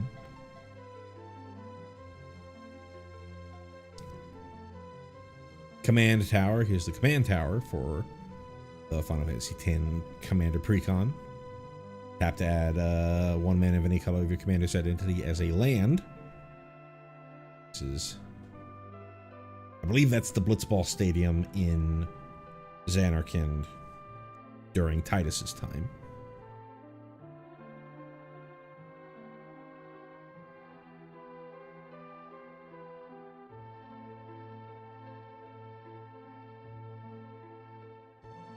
Forgotten Ancient. Baby Cakes? I think that's what they called it. It's a reprint from many, many years ago in Magic the Gathering. believe the first fan design card. For 3 and a green, we get a creature elemental at rare. It's an 0/3.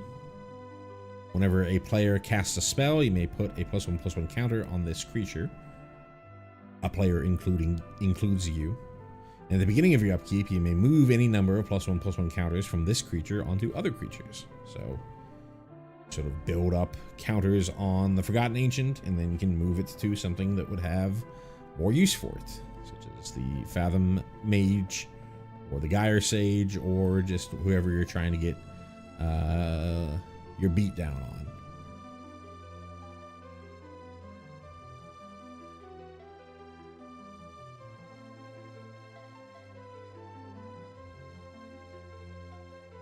Forge of Heroes. I believe this is a reprint land. You can tap it to add a colorless, or tap it to choose target commander that entered this turn and put a +1/+1 counter on it if it's a creature, and a loyalty counter on it if it's a planeswalker. Yeah, so definitely a reprint, because they wouldn't be referencing planeswalkers.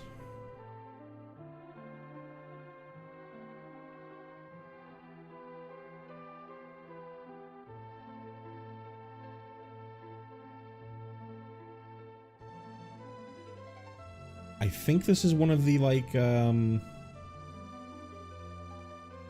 alternate dungeons. It's somewhere in that big open plains that you go to in sort of the latter part of the middle of the game. So I don't know, 60-ish% into the game. Lord Yiskel? I don't know if I ever knew how to pronounce this guy's name. Yiskel Guado, I believe, is Seymour Guado's father. For 1 and a white, we get a legendary creature, Spirit Cleric, another dead Guado. For 2 at rare, is a 2/1 with flying. And at the beginning of each end step, if you put a counter on a creature this turn, investigate. Pretty likely to be able to do that in this deck. And get a little card draw on top of it, though it's a little bit of a delayed card draw, but this is a 2-mana creature, so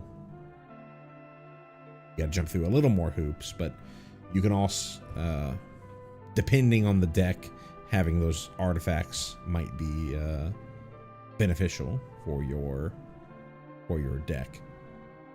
We haven't really seen, I'm trying to think, I don't think we've seen anything that would care too much about you having extra, objects, game objects on the battlefield, like clues.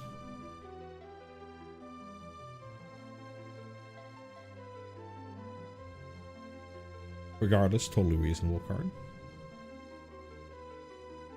Here's the commander version of Sin. Unending Cataclysm. For 5, a green and a blue, we get a legendary creature, Leviathan Avatar, at rare. Sin is a flampling, flying trample 5/5. As Sin enters, remove all counters from any number of artifacts, creatures, and enchantments. Sin enters with X +1/+1 counters on it, where X is twice the number of counters removed this way.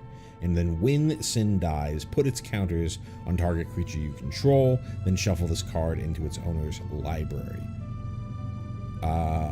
That's a lot to read. I'm gonna have to look at it again.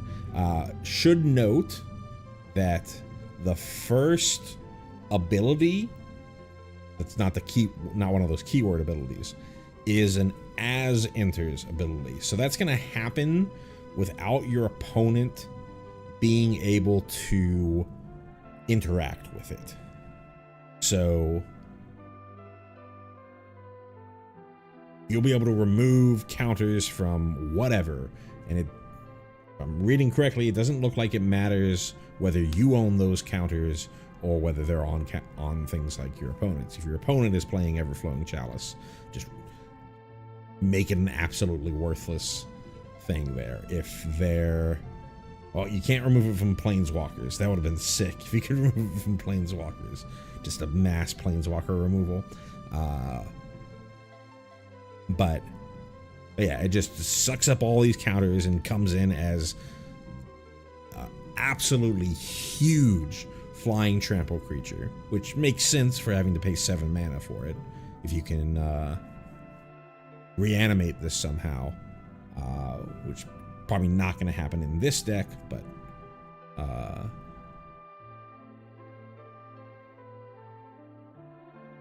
could be in a different deck.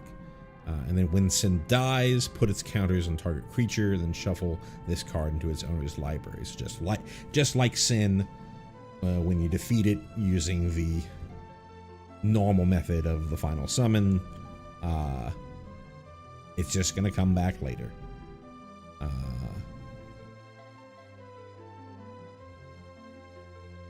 Pretty sick and powerful Timmy card here, and has some fun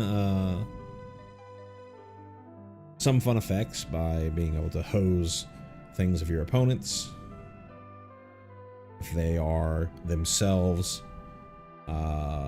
counters matter, or if they just happen to have things that care about counters. Your opponent playing a midnight clock, you can set that clock right back to 0. Things like that.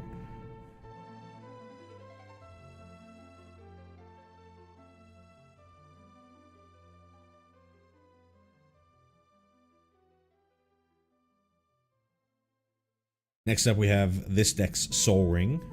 It's the save point for Final Fantasy X. Everyone knows what Soul Ring does. Not much else to say here.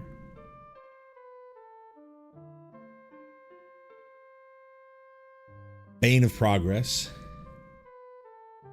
Sick reprint here. And I guess this does have some use for having random clue tokens on your battlefield. For 4 green, we get a creature elemental at rare. It's a 2/2 that when this creature enters, destroy all artifacts and enchantments. Put a +1/+1 counter on this creature for each permanent destroyed this way. So, Bane of Progress, a great include for your green decks to wipe out artifact strategies, enchantress decks, things of that nature. Absolutely terrifying, depicting the Sin spawn that they use to lure Sin in for that assault that they do to try to take it down through non-normal means, when it's combined Albed and Church Crusaders.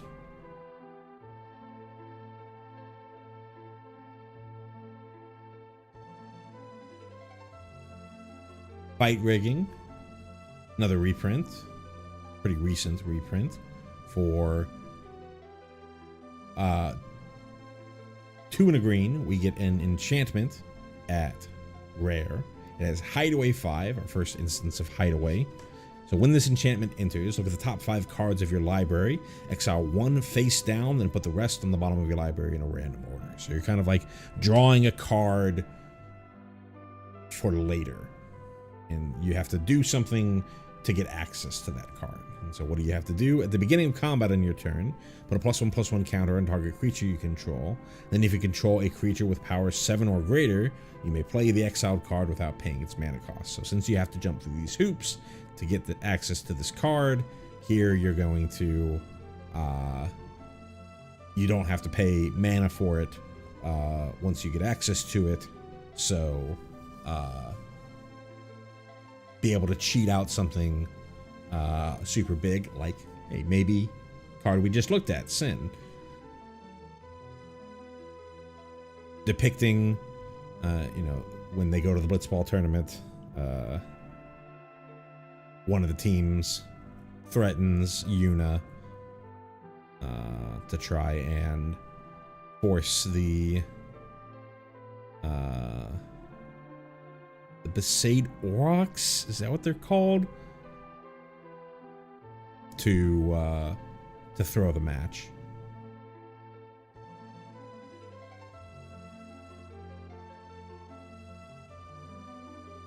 Luminous Broodmoth, another nice reprint here.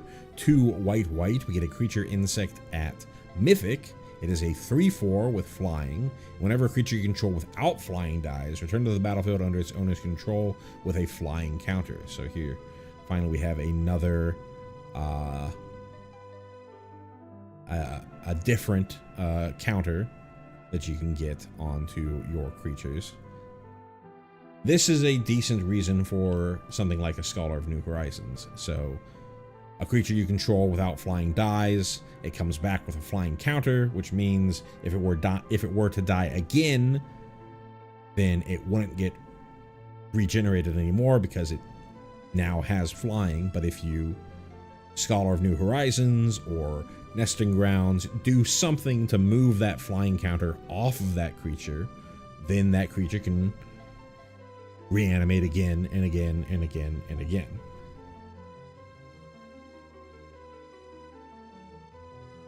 As far as what this is depicting, this is real early game when Xanarkand is first getting invaded by Sin. Another one of our summons, Summon Ixion for 2 and a white. We get an enchantment creature, Saga Unicorn at rare. It's a 3/3 with first strike. A little on the smaller end of summons, but what can it do? Exile target creature an opponent controls until this saga leaves the battlefield. Okay. And then put a +1/+1 counter on each of up to 2 target creatures you control and gain 2 life. Pretty small ball, in my opinion. It's not permanent removal. This is like a very tempo card. It's not permanent removal. Buffs the team, but if you're playing this late, maybe you play it late, get rid of their last blocker type of thing. But often Commander doesn't come down to little plays like this. It's still a fine card. I think it would be great in Standard, but it's not a Standard legal card. But it is nice to see Ixion represented here. Got a comment in chat. Hey, Battle Fries. The FF10 deck is nice. Like I was saying at the beginning of the stream, I played FF10, so I do know a lot of the references, but it's not at the forefront of my brain, so I'm not getting those, super excited feelings like I got from 6 and like I know I'm gonna get when I get to 14. And then as far as the deck goes, this type of counters matter strategy, go tall strategy, isn't something that I usually play. So hard wrapping my brain around how powerful some of these things might be. I do agree that Sphere Grid and Chocobo Knights are very, very good. They work very, very well with each other.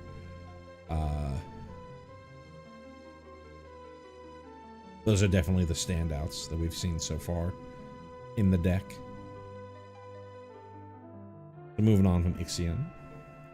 Oh, before I move on. Seems like a great card to get something off the board for a little bit. Maybe something annoying while it's being able to buff creatures and gain a little life to beat for 3 mana in your opinion. Yeah. Yeah. I think my opinion is I think this will be sick in the Standard.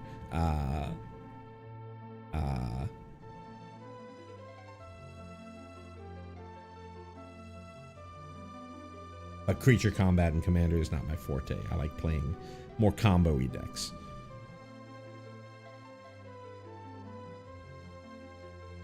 Maester Seymour is our next up. For 2 and a green, we get a 1/3. Legendary creature, Human Elf Cleric at rare. He has, at the beginning of combat on your turn, put a number of +1/+1 counters equal to Maester Seymour's power onto another target creature. And has for 3 green, Monstrosity X, where X is the number of counters among creatures you control. This is our first instance of monstrosity. So what that means is if this creature isn't monstrous, put a +1/+1 counter, put X +1/+1 counters on it, and it becomes monstrous. So pretty similar to adapt, but you kind of just get this label of monstrous. It's not a counter. It's just becoming monstrous.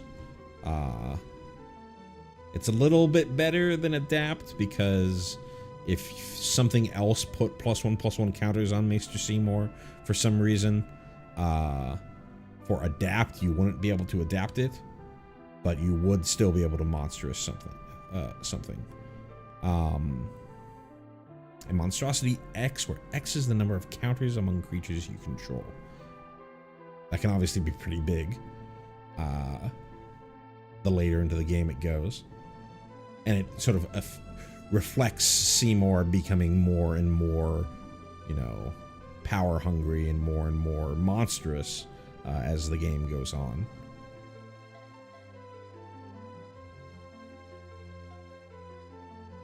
The obvious play here is you're trying to you want to get Seymour to have a bunch of counters on him, or monstrous Seymour, and then Seymour starts making everything else as big as him. Pretty scary card if it's allowed to rest on the battlefield.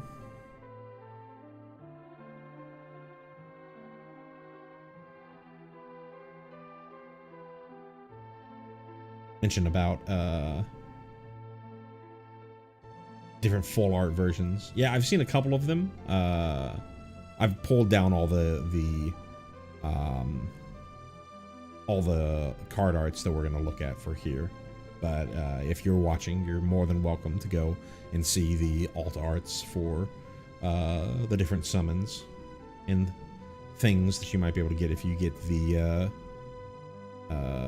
collector's versions of these decks. Another comment about that this works well with Halana and Elena.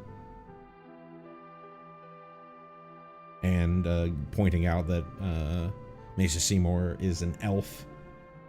Yeah, absolutely. You put this onto Marwyn, I think is the elf that taps for green equal to its power. There's also the Gyre Sage that we saw that taps for green equal to the number of counters on it.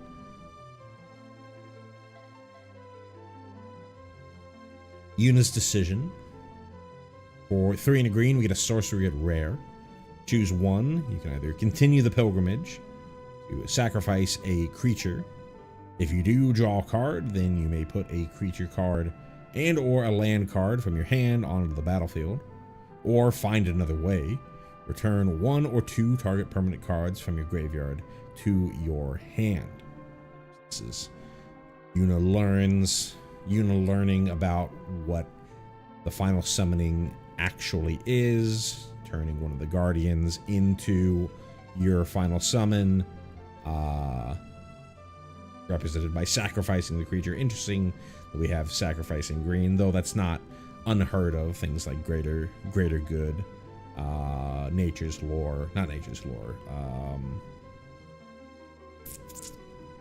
It's the green tutor that they just put onto the game changers.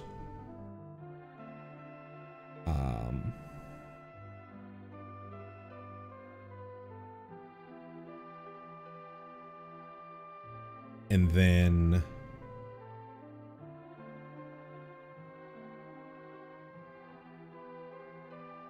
to sacrifice a creature, if you do draw a card, then you may put a creature card and or a land card from your hand onto the battlefield. So swapping out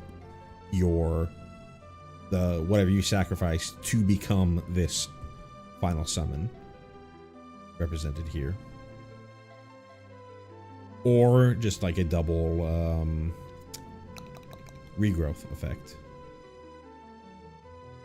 Essentially 3 mana draw 2 if you go find another way, or cheating something onto the battlefield like Sin would be super sick. Damning Verdict. I don't know if this is a reprint or not. I think it is. But regardless, it's a 3 white for sorcery at rare. Destroy all creatures with no counters on them. Obviously, you're playing a counters deck, so most of your creatures are going to have counters.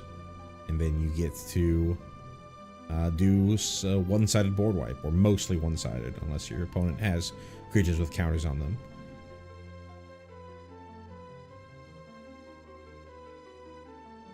And this is when they, you know, call out the party as being heretics and traitors.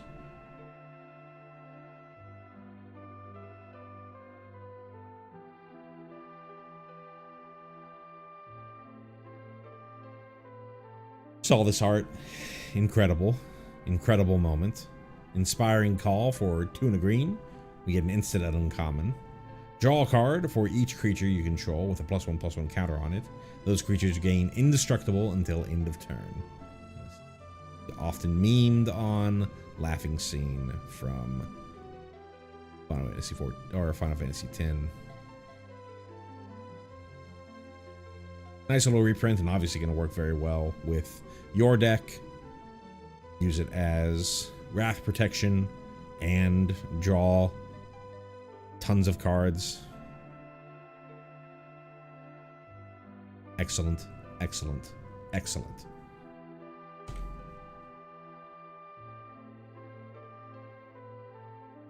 I think this is the last Guardian that we are going to see.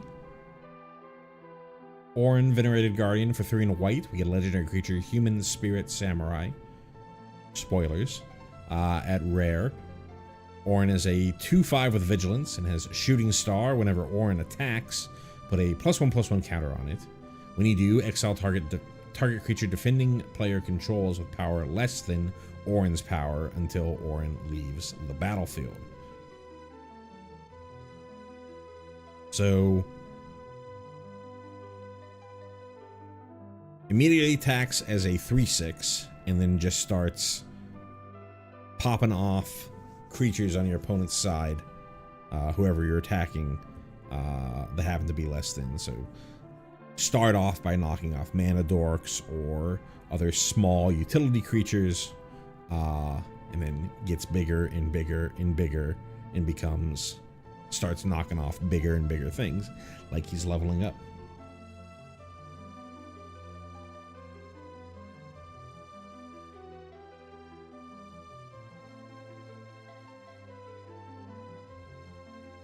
Speaking of more green ramp, we've got 3 visits.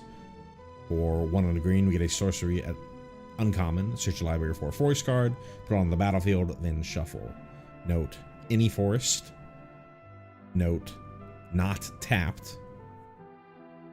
This is always a nice reprint. 3 visits often gets up to $5 if you're just trying to buy you know, singles on the market. So getting more reprints of 3 visits means that it should knock the price down a little bit.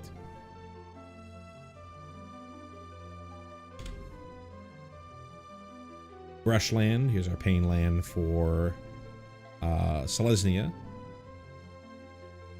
This is definitely that open plain area that you can ride your chocobo around. You can even see the chocobos in the background there. Yeah, I guess it is called the Calm. Calm Lands.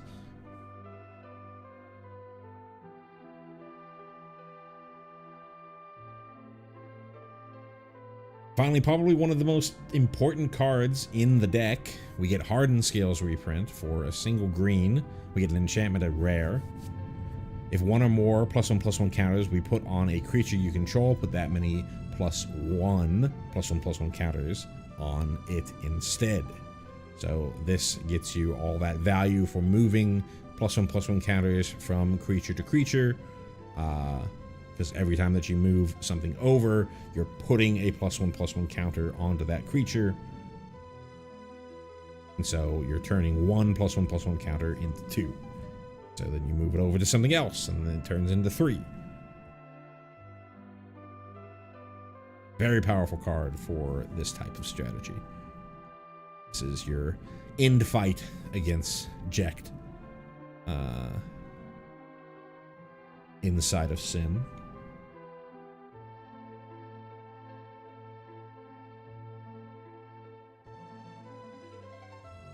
Generous Patron.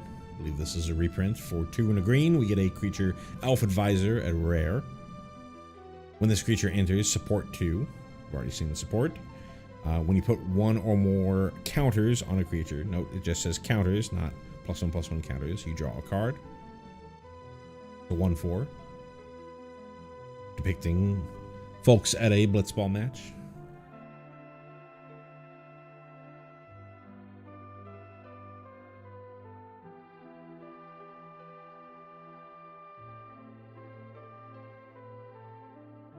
Idyllic Beachfront, another one of our tapped dual lands, fetchable dual lands. I believe we're seeing the beaches near Besaid.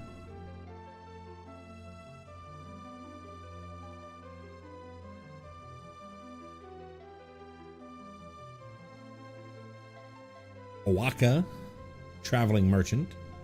For 1 in the blue, we get a legendary creature, Human Citizen, at rare. Owaka's a 1/2 that has tap, remove a counter from a non-land permanent you control, and draw a card. Here's another way to start ripping off those flying counters from creatures that were reanimated by Luminous Broodmoth. You're going to have plenty of fuel for being able to draw cards here.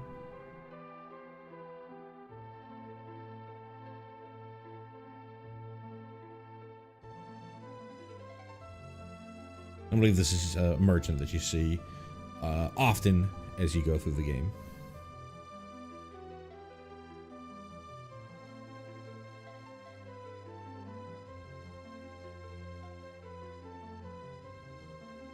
Chasm Skulker. For 2 and a blue, we get a creature Squid Horror at rare. Got plus, it's a 1/1 that whenever you draw a card, put a +1/+1 counter on this creature. When this creature dies, create X 1/1 blue squid creature tokens with Island Walk, where X is the number of +1/+1 counters on this creature. And first instance of Island Walk that we've seen, they can't be blocked as long as defending player controls an island. Which, if you're doing a pre-con battle, that would only be your opponent who's playing the Final Fantasy XIV deck.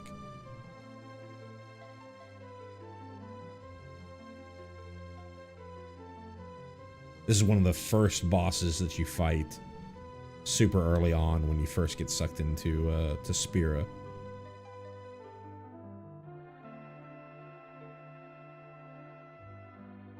And that's the end of the 10 deck. Like I said briefly a few moments ago,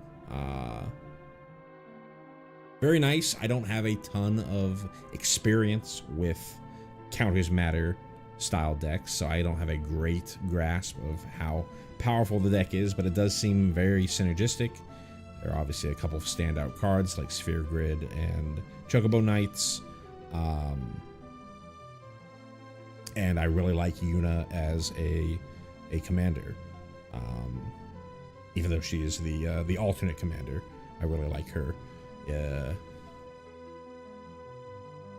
as a build around. If you want to go full in on summons, or even sagas, or whatever else have you.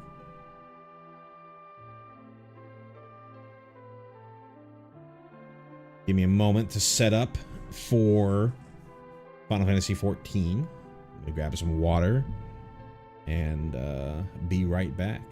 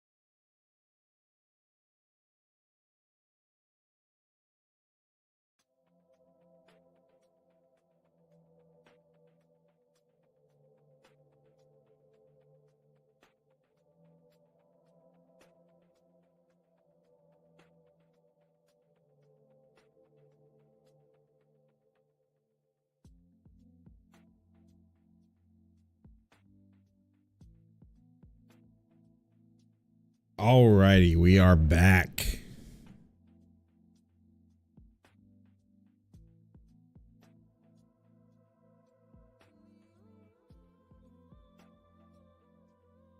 We got, finally, the Final Fantasy XIV deck to go through. Once again, we're just looking at the cards that are specific to the Commander product.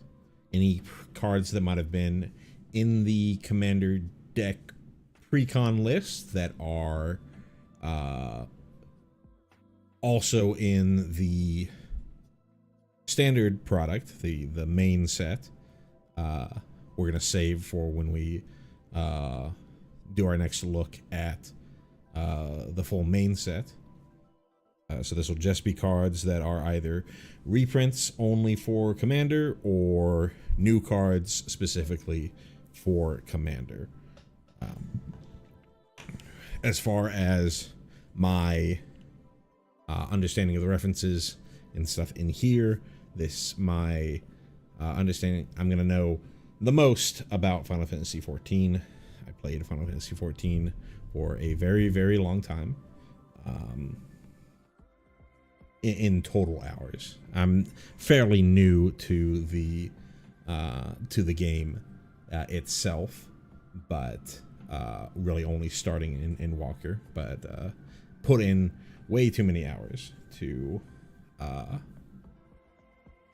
really talk about.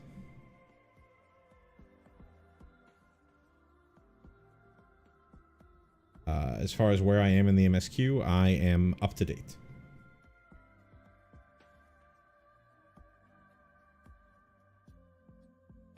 I haven't done any of the non-MSQ stuff in the current patch, but I am up to date.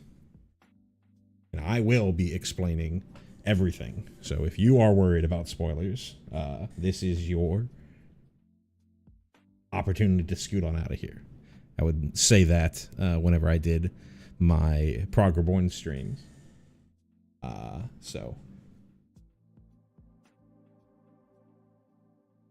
As far as I'm aware, the most recent card in the deck touches only on Endwalker patch content, and it barely touches on Endwalker patch content.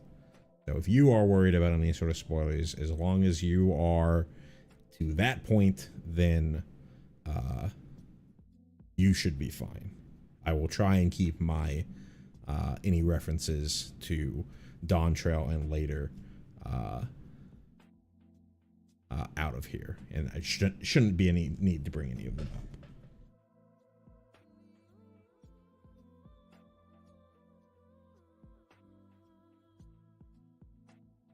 So first up, we got a reprint of Bastion of Remembrance.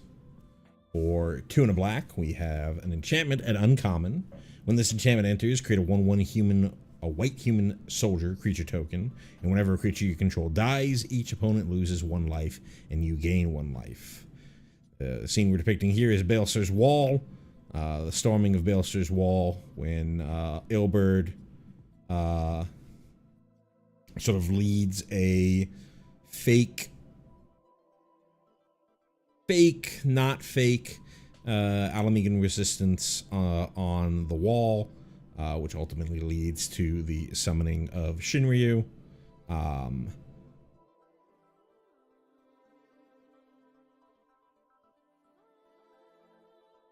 This is right at the end of Heaven's Word patch content, leading into Stormblood.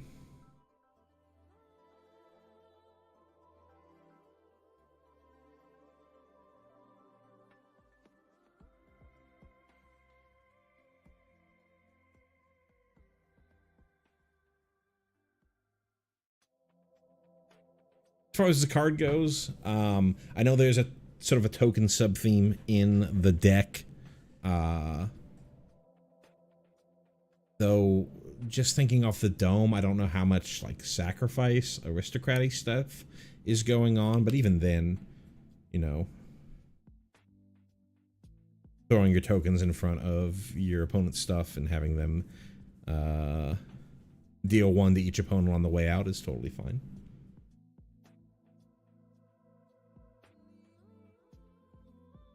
Next up, we have a core reprint of Lingering Souls for 2 and a white. We have a sorcery at uncommon. Create 2 1/1 white spirit creature tokens with flying. And flashback for 1 and a black, so a cheaper flashback. And I think this is our first reference to flashback today. There was flashback cards, I believe, yesterday, but if you don't know flashback, you may cast this card from your graveyard for its flashback cost, then exile it. This is referencing the Aya in Ultima Thule, who very nihilistic look on the world, view on the world, who abandoned their bodies for pure ether. The Aya that you see in Ultima Thule are searching for a way to regain their corporal bodies so they can die like they would have if they hadn't abandoned their bodies.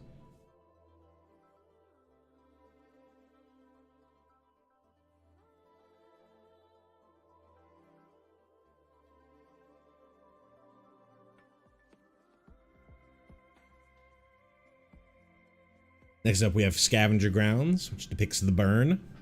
Sick dungeon near the end of Stormblood.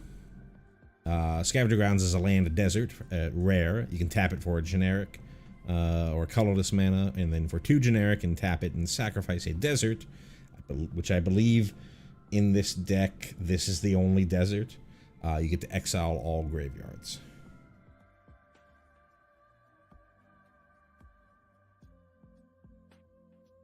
You see this hulking monstrosity skeleton as you're going through the burn. So, very cool reference. The burn itself is the remnants of when, and I was trying to think, Aziz Law, that's what it's called. When the Alligans ripped Aziz Law from the ground.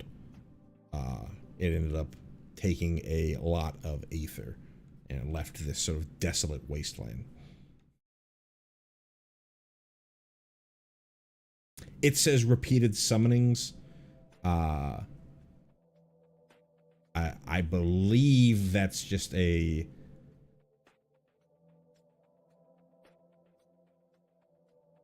story that was concocted by the Garleans.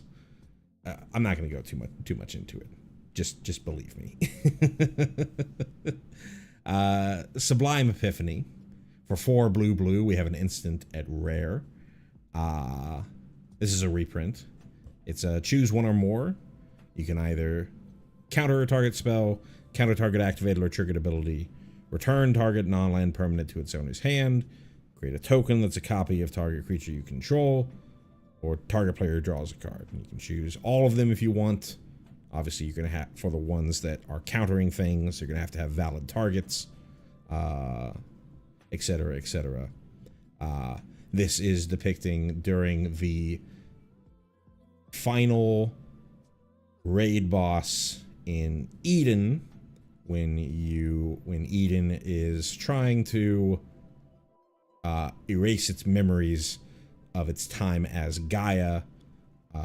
You have these snippets of Reen and Gaia totally not being gay, eating coffee biscuits, and going on totally not dates in and around the Custarium.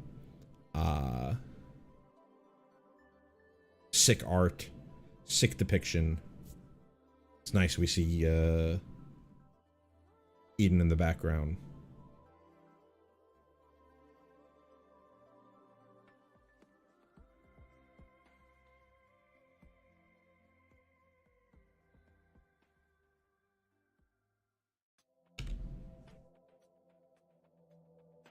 We get Elise hexed for 1 a blue and a white. We get a legendary creature, Human Rebel Monk. At rare, Elise is a 2/2 with prowess. Non-creature spells you cast cost 1 less to cast. And as long as you've cast 2 or more non-creature spells this turn, Elise has double strike. That's a very powerful card. Will kill people very, very quickly. Elise is basically the main character of the Stormblood story. Much more to her story, as she was Ida until she revealed that she had been faking being Ida during all of the previous points where you've been meeting Ida in the game. She reveals that she is Ida's younger sister, Lise. And basically, the story of Shadowbringers is Ida returning to Alamigo, returning to Girabania to liberate Alamigo from the clutches of the Garlean Empire. This is her wearing a traditional Alamigan dress. She is a monk in the game. And I believe this is on top of the hand of the statue of Rauger, like you see in the opening cinematic. Though we don't see Meteor / John Fantasy / the main character up there as well.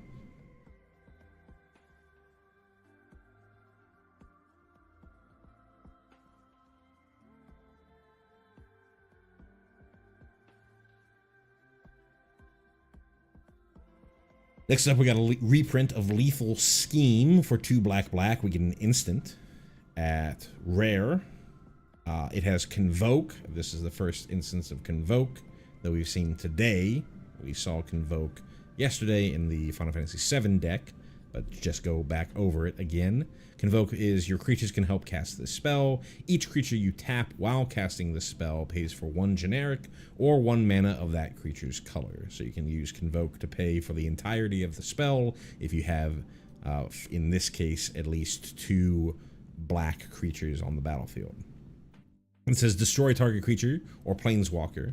Each creature that convoked Lethal Scheme connives. Here's another new mechanic to pay attention to. So what connive is, you draw a card, then discard a card, and if you discarded a non-land card, put a +1/+1 counter on that creature. So it's each creature conniving. So if you paid for this entirely by convoking, you'll be able to draw and discard 4 times and potentially put 4 +1/+1 counters on 1 for each creature that connived. Here we've got Elidibus holding court in the sort of seat of the Ascians. They don't really go back to this a ton as the game goes on. We see a very stylized depiction of Zodiark in the background there. Elidibus holding court with the other 13 Ascians there. The Convocation, that's right.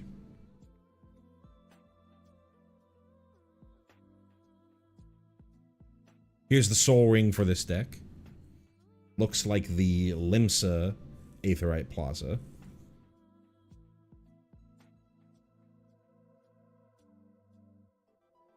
Not nearly enough nearly naked cat girls.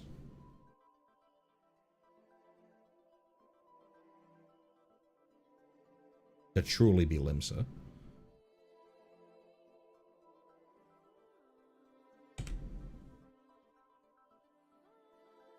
I was looking at this before and I was having difficulty figuring out what exactly this is. Is this the twinning?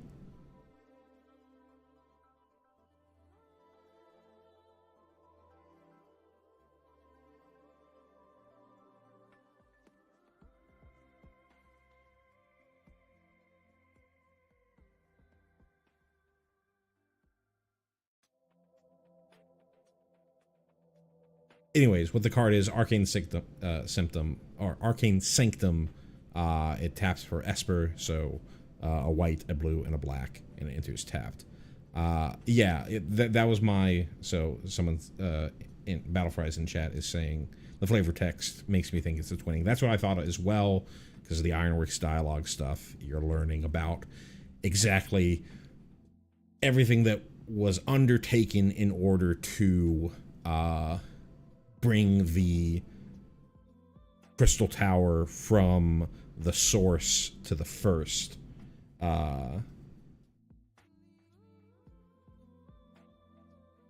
It's just been a very long time since I've been in the twinning, so I wasn't 100% on which dungeon was being represented here. Good King Moogle Good King Mog, the 12th of his name. To summon 4 and a white. We have an enchantment creature, Saga Moogle, at rare. It is a 4/4 flying lifelink that ETBs and creates 2 other white Moogle creature tokens with lifelink, like the Moggle's Guard, which you can see at the bottom of the art here. And whenever you cast a non-creature spell this turn, create a token that's a copy of a non-saga token you control. It sort of a safety valve if you somehow were able to get a token copy of Good King Moogle Mog. You can't just loop Good King Moogle Mog like you can with 3 blind mice in standard right now. And then the 4th chapter, put 2 +1/+1 counters on each other Moogle you control. From what I remember looking at the deck list, I don't believe there are any other ways to generate Moogles, but I could be wrong. We'll see as we go through the deck list. But Army in a Can, 4/4 flying lifelink. Everything else creates lifelink creatures. One of the commanders, the backup commander, you're using a lot of your life, so this is a great way to regain life that you might have paid as you've been, playing your cards. If you have ways to create tokens of things that are not just these Moogles, then you can really go off. But even without any extra shenanigans, just an absolute house of a card, in my opinion.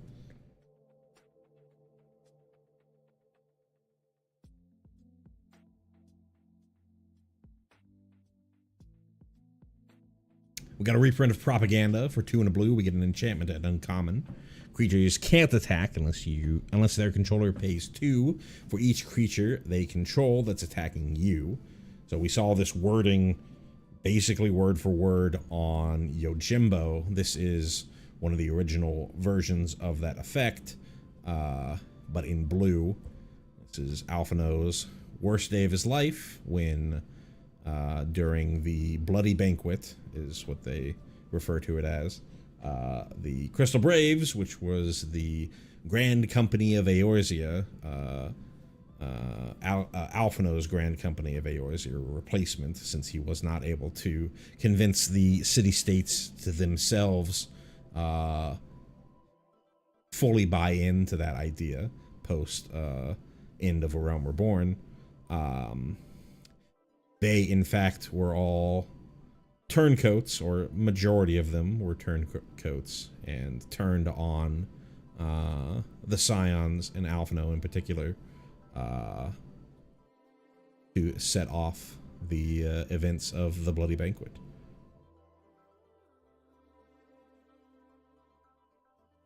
We see Alphino in his A Realm Reborn garb.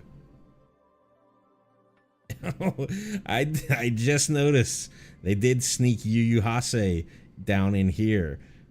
That's sick.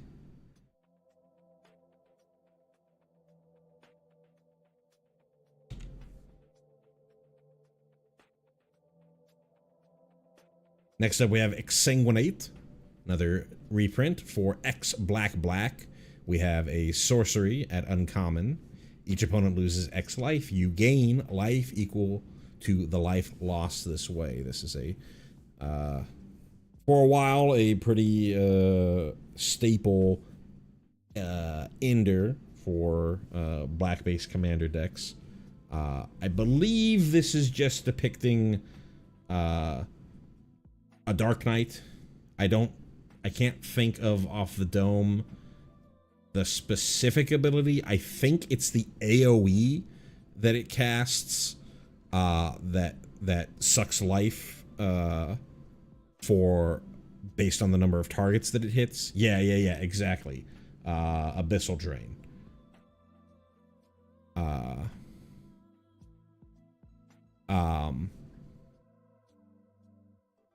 It being sort of a generic Hrothgar instead of like Frey or something like that is interesting.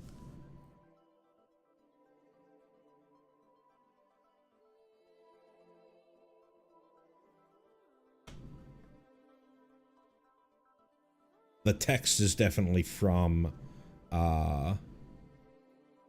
either the quest or I know in the Dark Knight job quests, the interstitial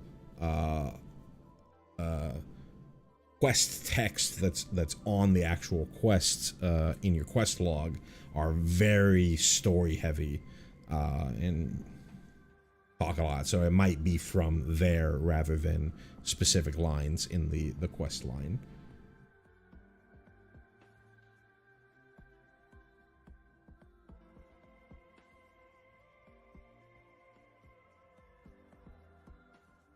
Next up, we have Torrential Gearhulk, another fun reprint. For 4 white, white. For blue, we have an artifact creature construct at rare. It's a flash 5/6 that when this creature enters, you may cast target instant card from your graveyard without paying its mana cost. If that spell would be put into your graveyard, exile it instead. So this is a card that was pretty powerful and pretty played in its time in Standard. Essentially just a very expensive Snapcaster Mage, but you get the spell for free. We have Sublime Epiphany in this deck as well, so that's a very good target to bring back with Torrential Gearhulk to get another counter and another card draw and all those effects again. The depiction here is of Alexander in the Dravanian hinterlands, though not really like fully activated. This is it like just waking up. Disappointed that we don't see like a summon Alexander. I hope that we're gonna see a summon Alexander in the main set. They have to. Like the FF9 Alexander is so iconic. They have to.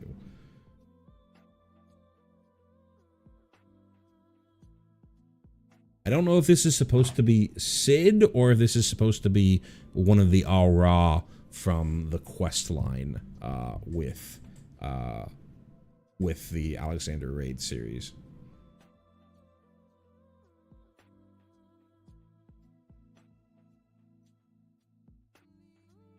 Next up, we have Dancer Chakrams. For 3 and a white, we have an artifact equipment at rare. It's another one of our job select equipment. So this is the first instance we see of job select today. So just a reminder, when this equipment enters, create a 1/1 colorless hero creature token, then attach this to it. And equipped creature gets +2/+2, has lifelink, and other commanders you control get +2/+2 and have lifelink, and is a performer in addition to its other types. And it has equip cost of 3. A little expensive on the equip cost, but obviously you're going to get a creature that auto equips it. So you essentially, for 4 mana, you get a 3/3 lifelinker that gives your commander +2/+2 and lifelink. It does say other commanders, so in the scenario that you happen to equip Krishna to your commander, it's not going to get double. But if you happen to be playing like partners, then it'll give your partner commander +2/+2 and lifelink. Pretty neat effect. Pretty powerful effect. I believe this is just sort of a generic dancer. I don't think this is supposed to be anyone in particular, though this does kind of look Costa del Sol. What is that? Western Lenosha-esque. So it could be one of the dancers related to the dancer quest line, though I think most of those were women.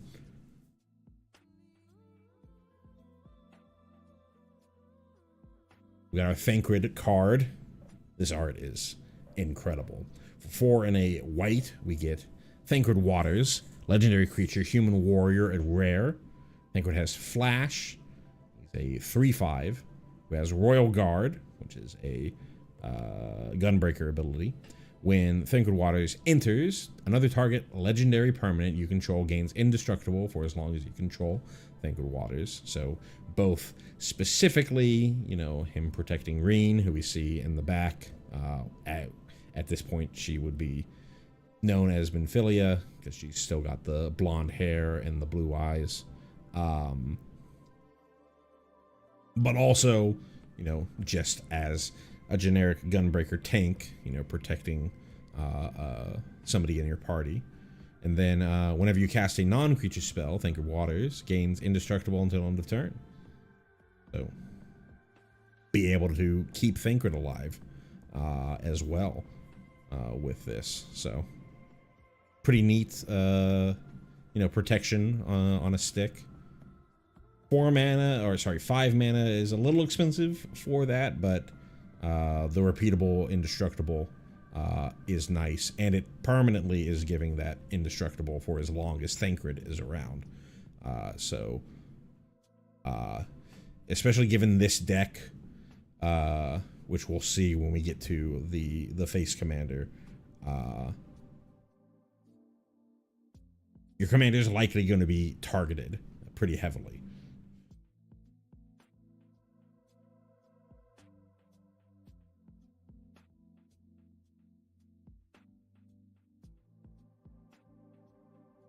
Next up, we have a reprint of Hypnotic Sprite for blue. We have a creature fairy at uncommon. It's a 2/1 flyer, but it also has an adventure. Mesmeric Glare for 2 and a blue. We get an instant adventure to counter target spell with mana value 3 or less. I believe this is just Selene. It looks like Selene, and it's kind of doing the Selene, you know, cast a the shield on folks, and then you know, I forget what the name of the ability is, but there is the Whispering Dawn, I think has butterflies on its effect there.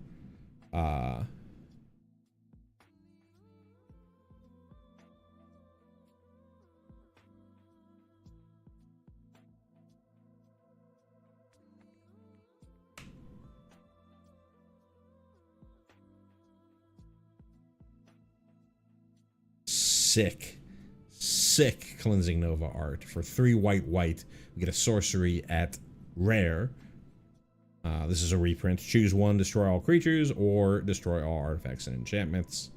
We've got OG Minfilia stopping the flood of light in where we are listening to Amarang, at the edge of Amarang. Incredible artwork.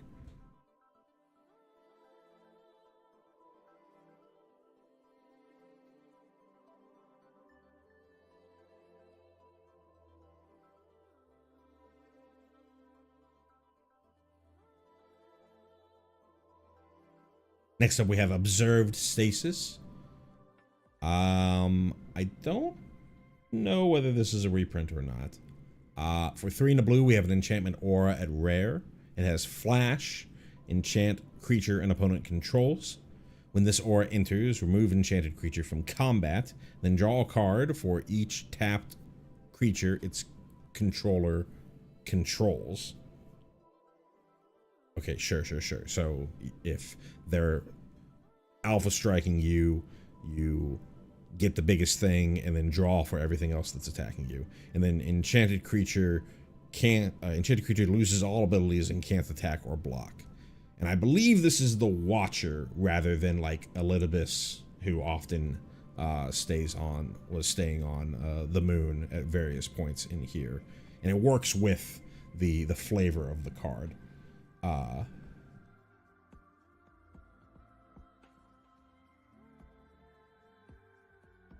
Of watching over Zodiark imprisoned in the moon. Funny that they didn't just use imprisoned in the moon for this deck.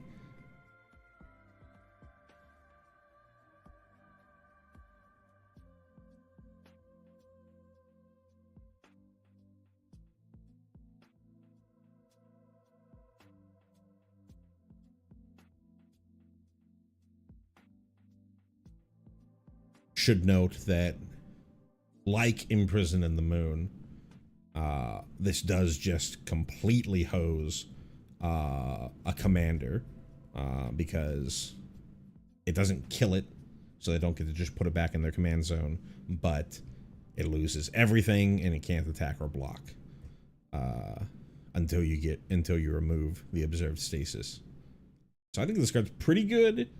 You're still gonna take a hit from everything else that was alpha striking at you, but getting rid of your opponent's commander during combat, and then drawing a bunch of cards hopefully will get you out of whatever jam you're in.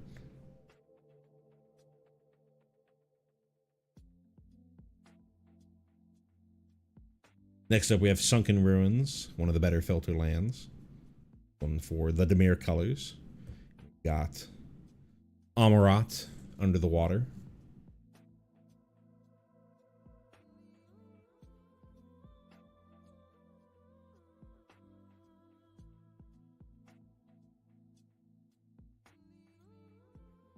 Beautiful artwork.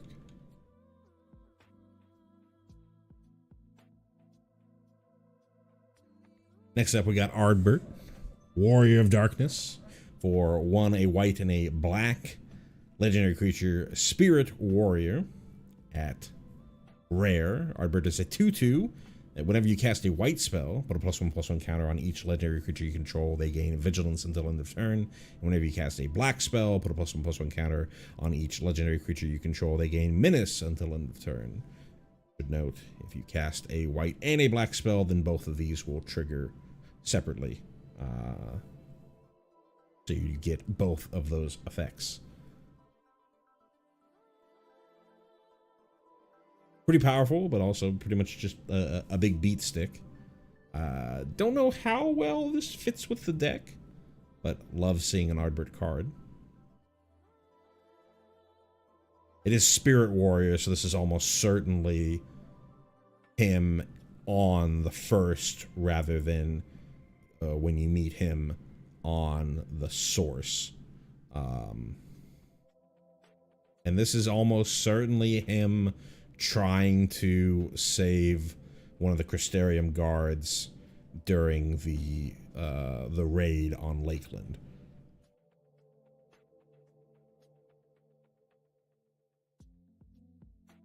To me, you are correct, but to me this looks like the Crystarium back here.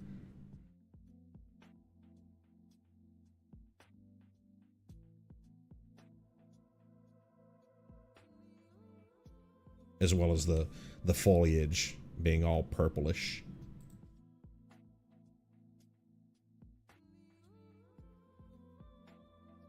Another sick piece of art for a Crux of Fate reprint. For 3 black, we get a sorcery at rare. Choose one, destroy all dragons, or destroy all non-dragons. Nidhogg defeating Hraesvelgr on the Steps of Faith. Final Steps of Faith, which is the trial name. Just absolutely sick. I was trying to look to see if I could see the missing eye. It's too small to really be able to tell if you can see Hraesvelgr missing the eye.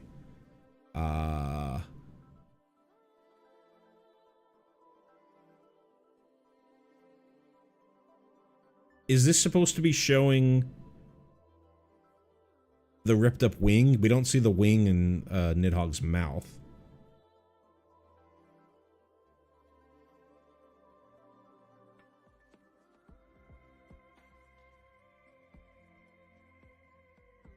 Wing is still attached. Interesting.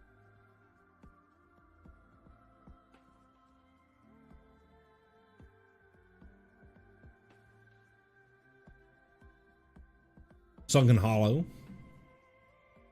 Another one of our fetch lands, but this one can come into play, or not fetch lands, fetchable lands, but this one can come into play untapped if you have 2 or more basics. Interesting that they did a Scala reference. I personally don't have a ton of reverence for Scala. It just kind of was a dungeon that you do early on in the patch content of Stormblood.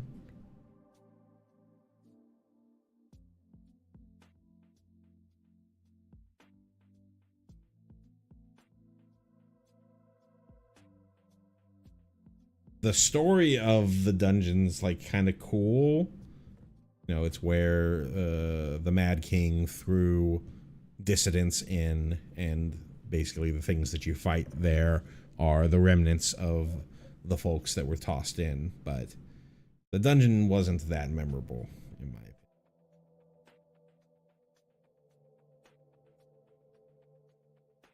Drowned Catacomb.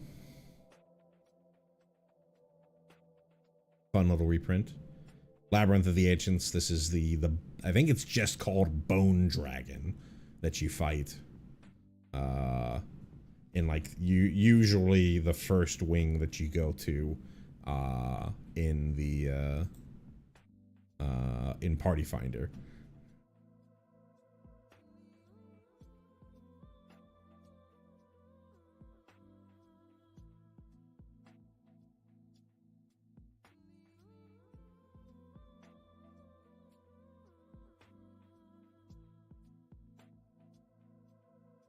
Choked Estuary, one of our reveal lands.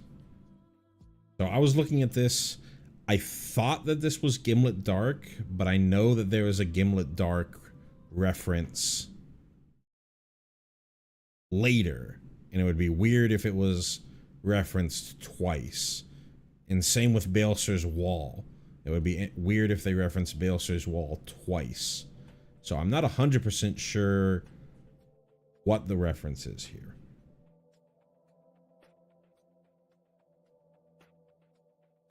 We're clearly in Alamigo. This kind of looks like the capital.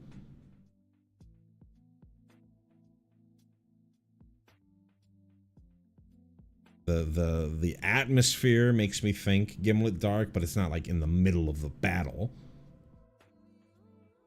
This one I'm having trouble pointing out what exactly we're seeing.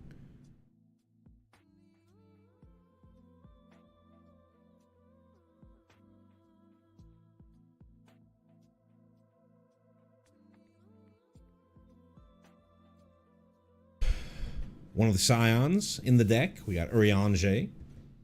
At white and a blue, we have a legendary creature, Elf Advisor. Or at rare, Urianger is a 1/3. Whenever you play a land from exile or cast a spell from exile, you gain 2 life. And you can tap, look at the top card of your library, you may exile it face down. And then you can also tap to, until end of turn, you may play cards exiled with Urianger. and those cards cost 2 less to cast. It does say play, so even if you exiled lands, you're able to play them, which would trigger the life gain here. It works very well with the Astrologian abilities of drawing cards and playing cards, though this is clearly based off of pre-Dawn Trail changes. Given the fact that they don't have really any references to Dawn Trail content, they almost certainly wrapped up their play design before any Dawn Trail stuff came out. But a very cool card, especially if you can trigger playing cards from exile or getting cards in exile outside of just through Urianger. Able to get that life gain a lot. Unfortunately, not Rakdos, or this would go right into my Prosper deck.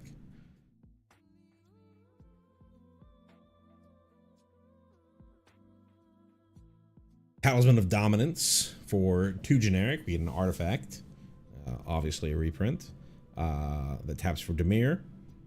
We got Gaius's Mask along with the Asian masks that he claimed.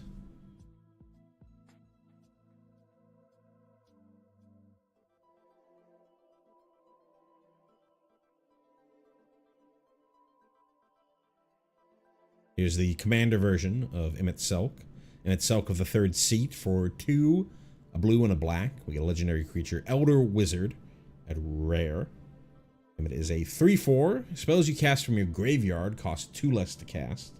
Whenever one or more opponents lose life, you may cast target instant or sorcery card from your graveyard. If that spell will be put into your graveyard, exile it instead. Do this only once each turn. There's nothing that says you can only do this during your turn, and I'm still not 100% sure, but I believe that the way that this is worded is once an opponent loses life, even if it's not your turn, because it's not a like you can do this until end of turn, it gets around timing restrictions. So I believe even if on your opponent's turns, you would be able to cast sorceries. Don't quote me on it. When the full set review stuff comes out from WotC, they almost certainly will make a reference to this, but I believe you'd be able to cast sorceries through Emmett even on your opponent's turns if they lost life.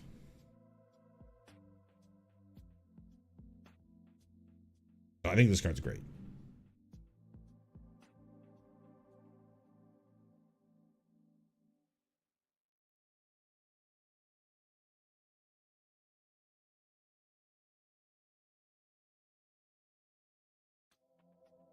And as far as the reference, this is almost certainly Emmett at the throne room in Garlemald at the Capitol.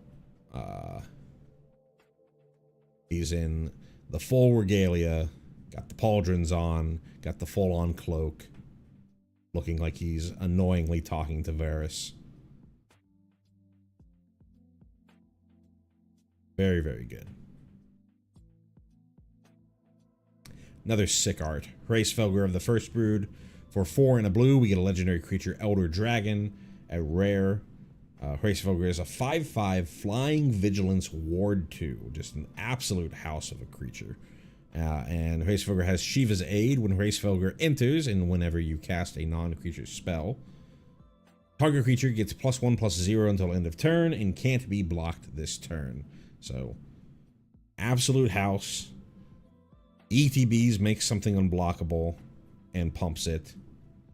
Later on, you can, when you're casting your non-creature spells, which this deck wants you to be doing, make Hraesvelgr unblockable if you need to. And Hraesvelgr is a great defender because you've got vigilance, and it's going to be hard to get rid of because he's got ward 2. Just an insane card. Would love to see this in standard. But even in commander, I think this is an insane card.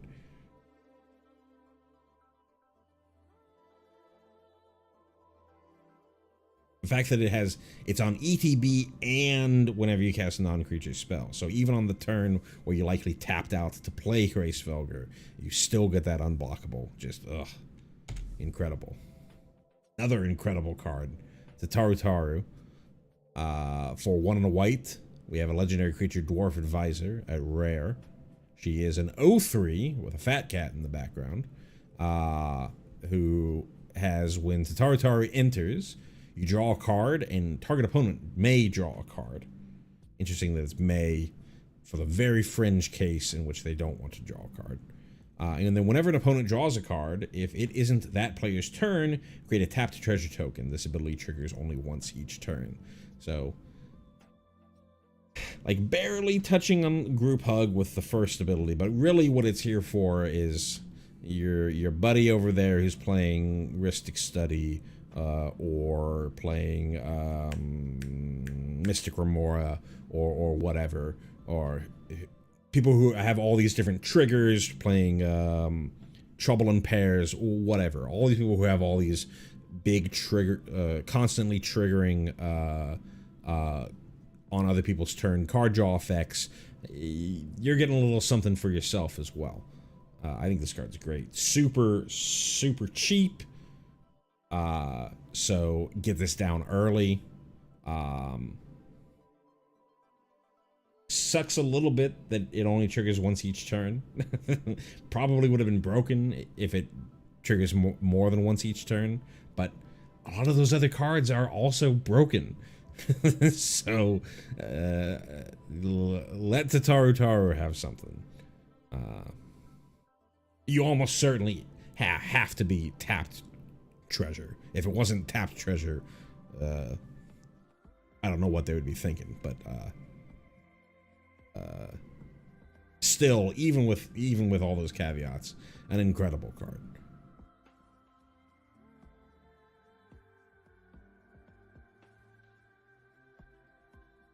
We get a nice little reprint in Authority of the Councils.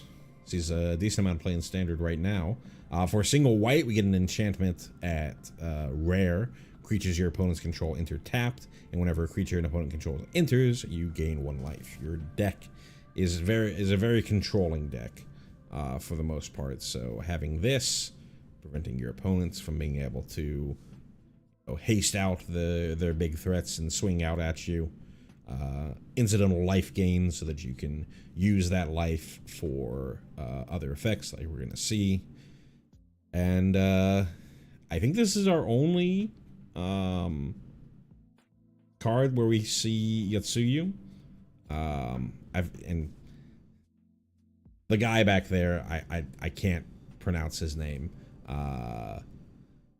But both of these folks subjugating the people of Doma. I think this is specifically the little town on the edge of the Ruby Sea. Yeah, very true. Name days. All my name days have come at once.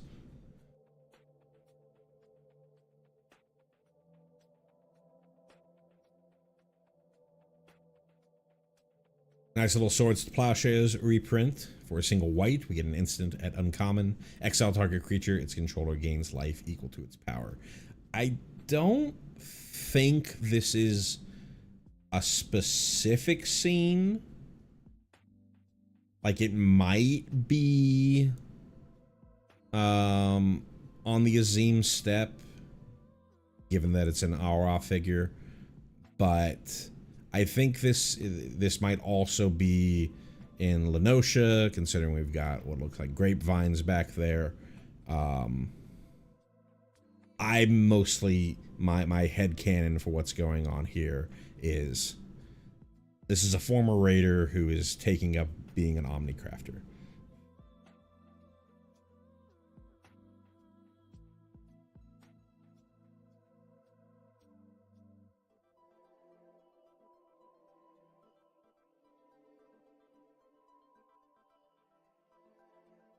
Next up, we have Arcane Signet. So the Arcane Signet for this deck is Azim's Crystal. For 2 generic, we get an artifact. You have to add 1 mana of any color of its commander's identity. Super sick.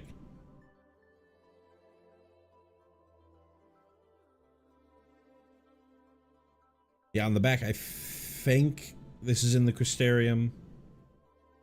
Though it could...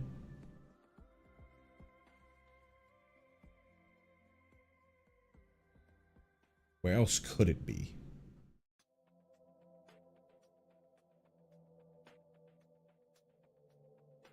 On the top of Mount Golg? No. I'm trying to think of Endwalker locations.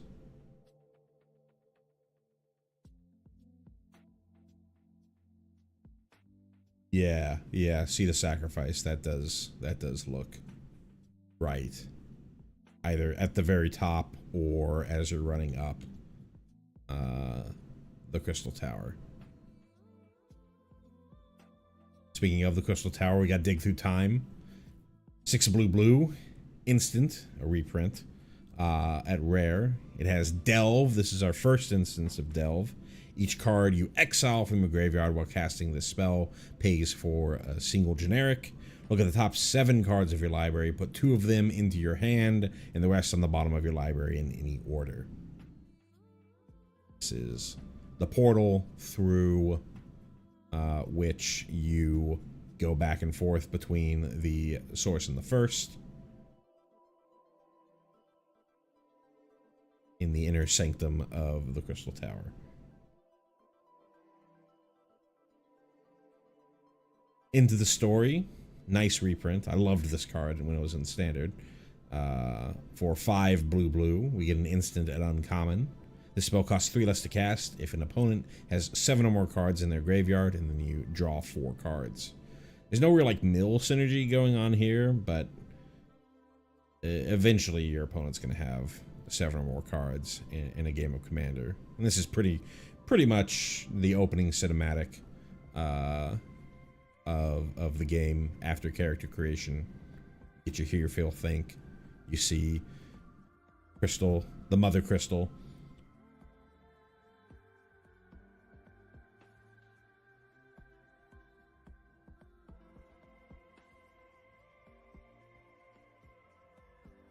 Next up, we got Glacial Fortress. Always a nice reprint. Enters the battlefield tapped unless you control a plains or an island. Taps for white or blue. And here is Akafa Amphitheater, I believe is the name, specific name. It's where you fight Shiva. You can even see Shiva hanging out right here.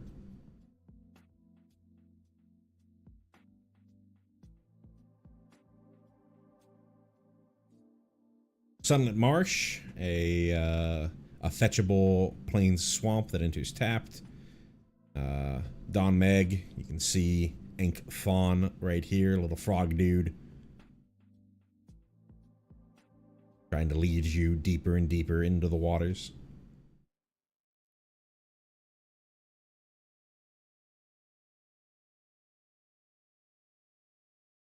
Demolition Field, so here is the absolute Gimlet Dark reference.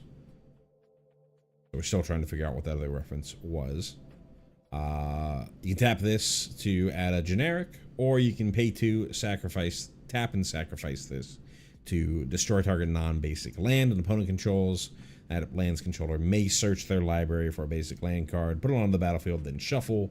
You may search your library for a basic land card, put it on the battlefield, then shuffle. Demolition Field, very similar to Field of Ruin, but both searches are maze, so if your opponent scried something to the top of their deck, and they really want to keep that on the top of their deck, they can, if they want, have actual land destruction. See Amaric and Hien in the foreground here. I don't know if we see any of the other city-state leaders, though we do see the big golden robot in the background there. And then I don't think we see the the two twin Garlean soldiers at any point in that art.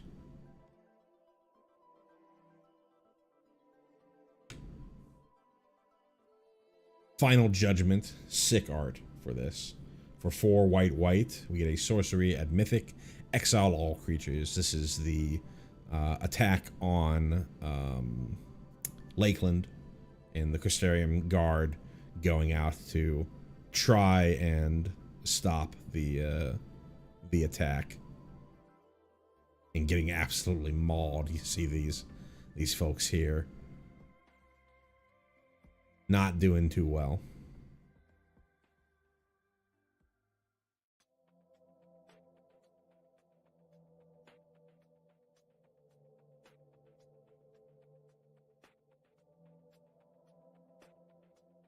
Prairie Stream, another fetchable plain island. This one enters untapped if you have 2 or more basics. This is Hydatos. One of the few pieces of content that I haven't fully explored in. I shouldn't say fully explored. There's a ton of stuff that I haven't fully explored, but I think I'm on whatever the third one is. It's either Pyros or Pagos from the last time that I booted up 14. So when I saw this art, I was like, what is this? But yeah, it's definitely Hydatos.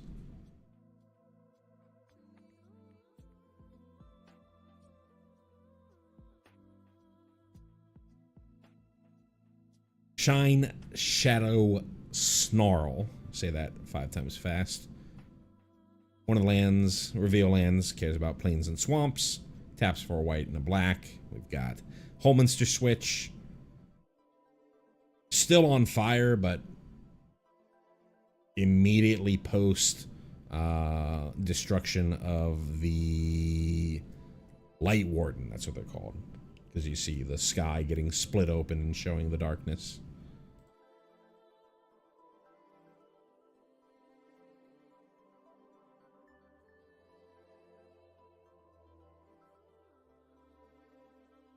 Next up, we got Hildebrand Manderville. Great little reference here. I shouldn't say little, pretty big reference, but fun to see. For 1 and a white, we have a legendary creature, Human Detective. At rare, Hildebrand is a 2/2 that gives creature tokens you control +1/+1. And when Hildebrand Manderville dies, you may cast it from your graveyard as an adventure until the end of your next turn. There's a card very similar to that in Standard. Mosswood Dread Knight. And so the adventure itself is Gentleman's Rise for 2 and a black. We have an instant adventure that creates a 2/2 black zombie creature token. I don't have the tokens, any of the tokens for any of the decks pulled up, but the token for Hildebrand is great. It's one of the zombies that you see in Southern Fanland that is doing the Manderville Mambo, flexing just like Hildebrand here with the whole crown on and everything. And love seeing Nashi representation in the back, tossing a bomb at Hildebrand, showing that Hildebrand, you know, skirts death fairly often.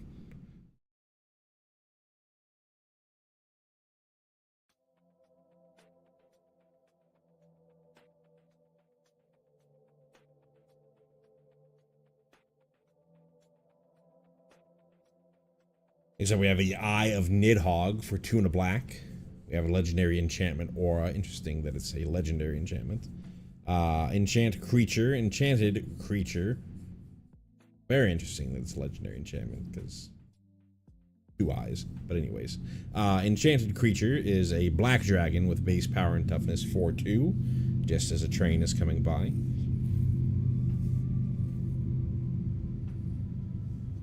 Enchanted creature is a black dragon with base power and toughness 4/2, has flying, death touch, and is goaded. It attacks each combat if able, and attacks a player other than you if able. That's what it means to be goaded. And then when Eye of Nidhogg is put into a graveyard from the battlefield, return it to its owner's hand. And I love the flavor of that. The Eyes of Nidhogg reappear many times throughout the Heavensward storyline. And even into Stormblood. We got Estinian being corrupted by the Eye of Nidhogg. Very sick card.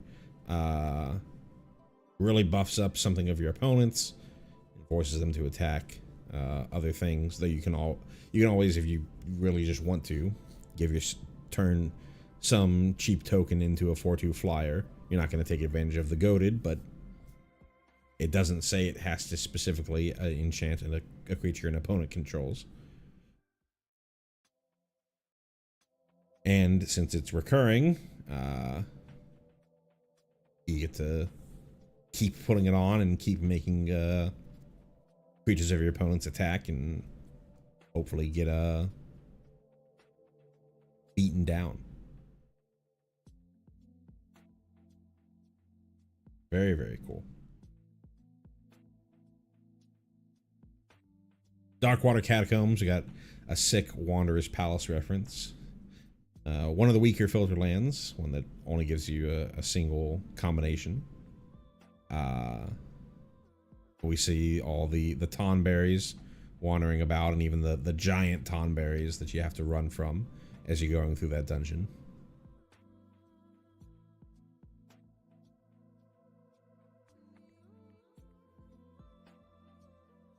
Talisman of Hierarchy. When I first saw this, I was like, who the hell is that in the back? But I believe it's just generic red mage. For 2 generic, we have a artifact at uncommon. Taps for Orzhov. And this is the focus for red mage, and perfect for red mage because red mages use black and white magic. Very on flavor.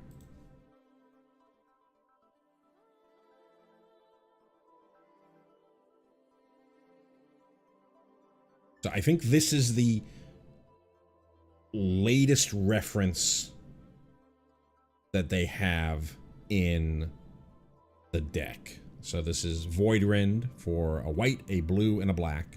We get an instant at rare. This spell can't be countered and destroy target non-land permanent. This is a reprint. I believe this is from when you go back to the 13th in Walker Patch stuff.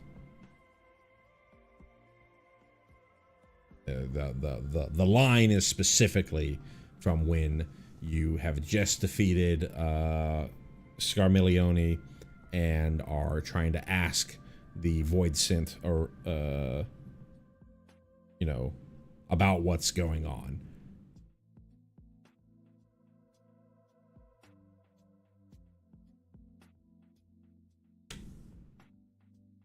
The boy, the goat, Papalimo.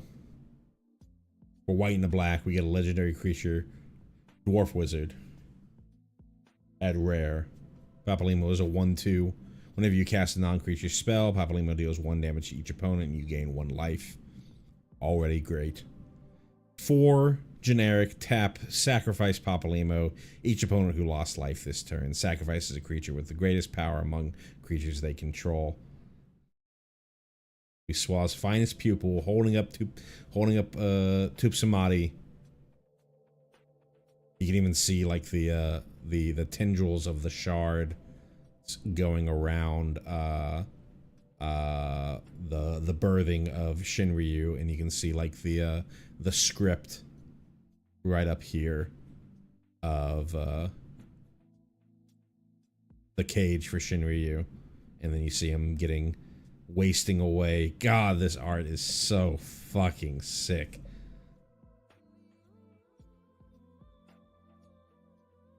And very flavorful. Very, very flavorful. You're sacrificing Papalimo to contain the big creatures on the board. Incredible. My goat.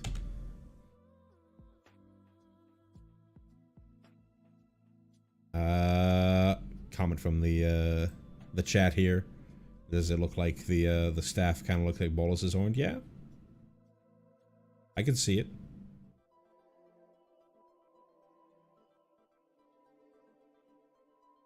Next up, we have Hermes, Overseer of Elpis.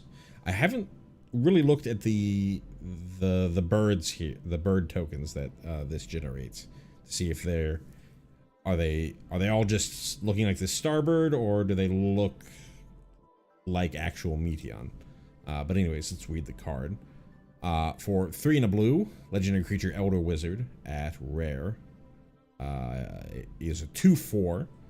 Whenever you cast a non-creature spell, create a 1/1 blue bird creature token with flying and vigilance. And whenever you attack with 1 or more birds, scry 2. Those tokens are very, very powerful. The fact that they have vigilance is insane.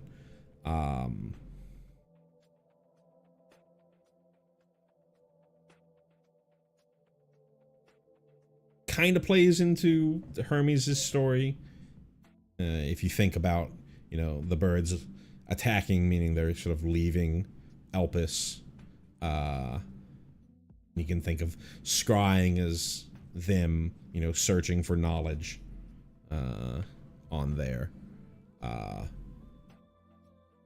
Really cool art. And I think a pretty powerful card because those tokens are incredible.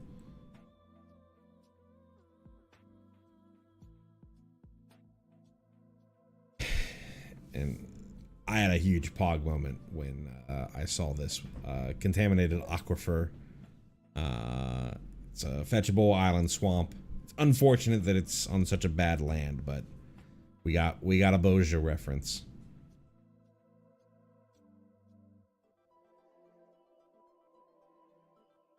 So sick. Boja's probably the thing that I spent the most of my time in 14.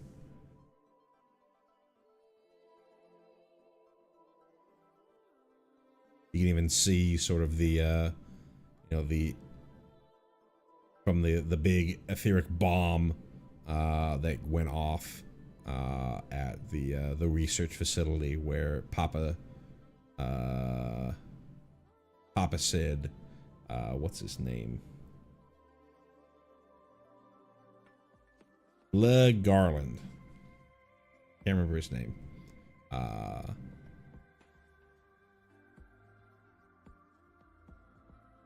You know, got in touch with Bahamut when it was inside Dalamud, and caused a huge etheric explosion.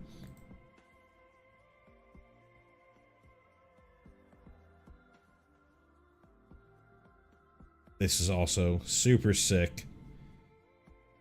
Tome of Legends for 2 generic. We have an artifact at rare. This artifact enters with a page counter on it. No, not nail. So the story in Boja, you know, when you first go to Boja, you have that sort of like there's that Aurog girl that sort of unlocks people's memories as part of her manifestation of the Echo, and you go into the memory of Sid, and he's remembering him confronting his father in Boja because his father is getting tempered by Bahamut as he's doing research on Dalamud. And at some point there's contact with Bahamut, and that causes a massive explosion at the Bojan capital, which is why Boja turns into an absolute wasteland. And that's what's being depicted here. But I can't remember Sid's dad's name.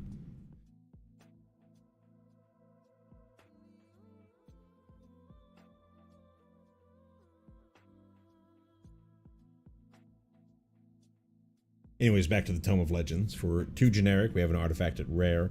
This artifact enters with a page counter on it. Midas, you're correct. Whenever your commander enters or attacks, put a page counter on this artifact. Tap to remove 1. Tap and pay 1 and remove a page counter from this artifact to draw a card. I believe this is a reprint. The reference here is great. I forget the specific name for what these are called, or for what this is called, but it's what you turn in Idleshire to Chloe Aliapo with the stickers, and over here it's even got it's like the exact UI for what you see in the game. You've got over here the different things that you can do each week, and then here's the grid for the stickers, and you're trying to line up multiple lineups, and then this shows you the things that you can win. You got your tombstones all around here. You've even got what's the specific? What is this supposed to be? It's one of the earrings, I think, that you can get. But you see over here, you've got the MGP vouchers. This is clearly made during Endwalker, because these are some Endwalker tombstones rather than the Poetics. You see over here, we've got one of the like a bronze voucher. It's just it's so good. It's so good. Yeah, I don't remember what this one is here. If it's just supposed to be like a food or what. I don't know the specific reference for this here. Oh, this might be a Spriggan earring. I think that's what this is down here.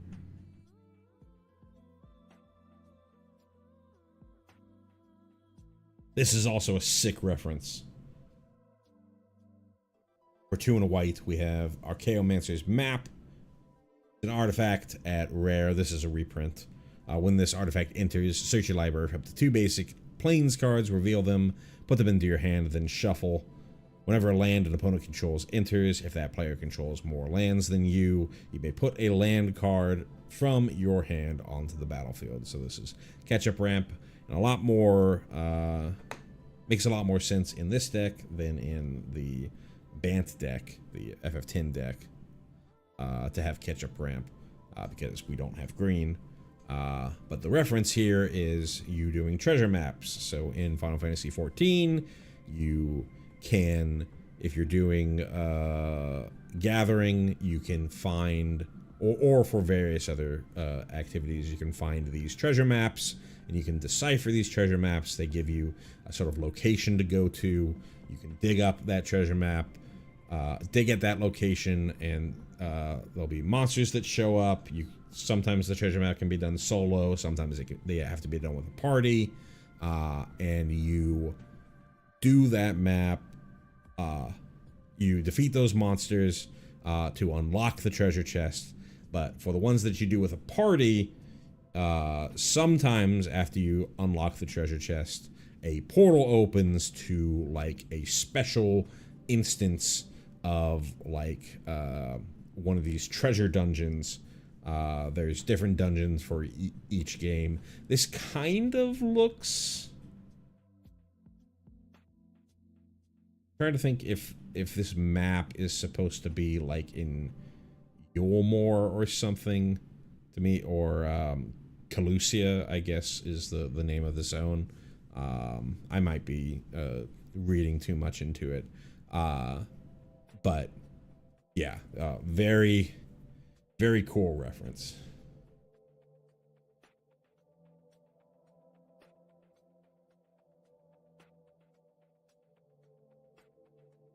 We got a comment here that somebody is saying that it is an actual treasure map location.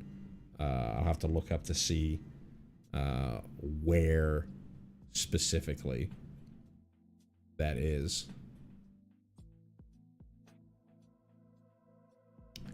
Next up, we have the alternate commander for this precon, Grahatia, Scion Reborn. For a white, a blue, and a black, we have a legendary creature, Cat Wizard, at Mythic. Graha is a 2/3 with lifelink, with Throw Wide the Gates. Whenever you cast a non-creature spell, you may pay X life, where X is that spell's mana value. If you do, create a 1/1 colorless hero creature token, and put X +1/+1 counters on it. Do this only once each turn. It's a great commander. The flavor is insane. It's him pulling people from across the rift, and every time that he does so, he has to, he's losing the battle against using his life force for pulling those people across the rift, which is represented by you paying that life, and you're bringing in heroes from across the rift. And throw wide the gates that we may pass. It's so good. You can even argue that the duel this only once each turn is flavorful, because in the game on the first, he's only able to really until later when Elidibus starts abusing the power, this power. He's only really able to do it once every few years, according to the time frame within the first. Whereas on the source, it feels like it's, happening every other hour or what have you. So you can even argue that do this only once each turn fits in with the flavor. As far as a card goes, incredible as well, right? Every time that you're casting non-creatures, you're generating creatures along with it. Graha has lifelink in order to regain some of that life that you've been spending on these non-creature spells and creating these extra hero tokens. Just an incredible card.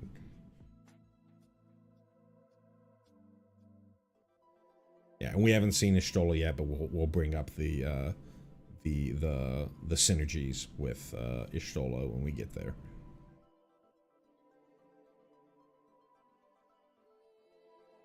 Next up, we have Kryle Baldessian. Love that Kryle gets a card here. For white and a blue, we get a legendary creature, Dwarf Wizard, at rare. Kryle is a 2/1 with lifelink, so more things with lifelink, always great, especially for this deck.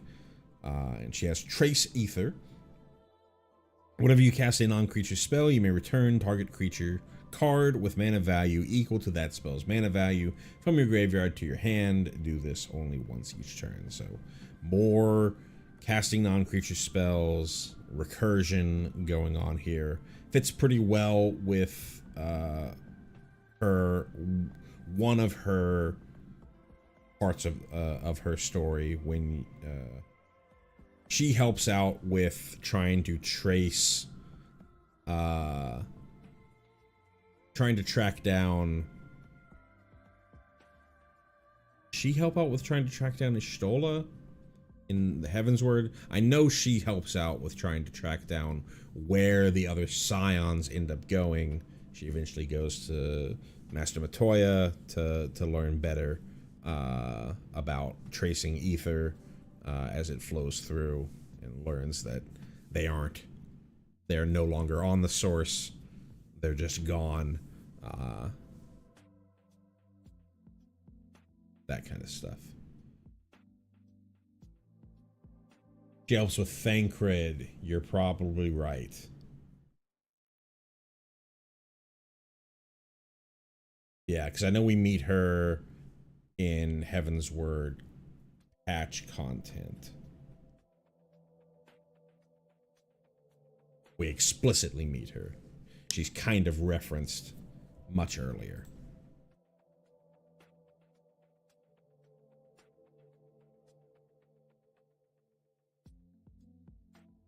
Next up, Talisman of Progress. We saw Tupsamati earlier in the Papalimo card. Here it is, mounted on the wall at, I think this is the Rising Stones, rather than the Waking Sands.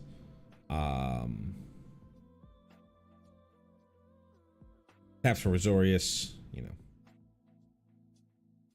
Not much else to say here. We do have, I think, our only reference to Moonbreeda. No, we do have two. I think we have two references to Moonbreeda. We won't see the other reference to Moonbreeda in today, since it's a standard legal card. But nice art, nice variant for Talisman of Progress if you ever need it. I mean, Relic of Legends, 3 generic for an artifact and uncommon. Tap to add 1 mana of any color. Tap and untap the legendary creature you control. Add 1 mana of any color. Smile better suits a hero. This is Harshaphant's Shield after it took the fatal blow from, I don't remember the name, the specific name of the Knights of the Heavensward that threw it, but yeah, big moment in Heavensward's story.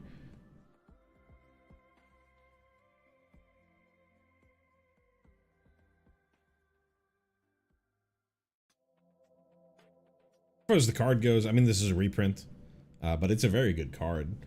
I won't even call it slow mana. It's very useful in a lot of combo decks. It sees play in Pioneer with a Sararak, because you can play a Sararak and then tap a Sararak before it bounces back to your hand.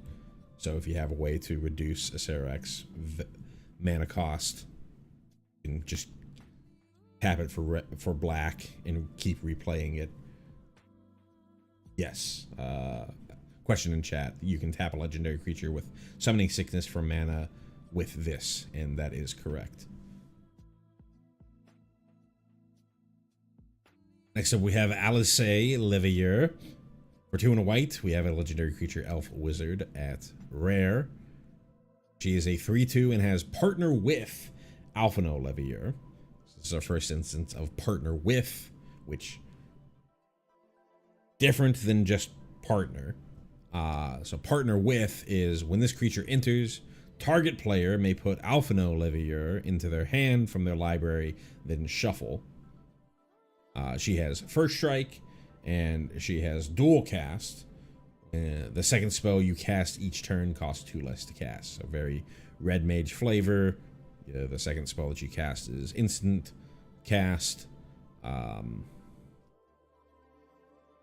If I remember correctly, partner with came from the Battle Bond set in Magic, and so it's worded really weirdly about target player, because the idea Battle Bond is a like a 2-headed giant style game of Magic. So if you have Alizé in your deck, maybe your partner has Alphino in their deck, and so you can have that partner go and search for Alphino.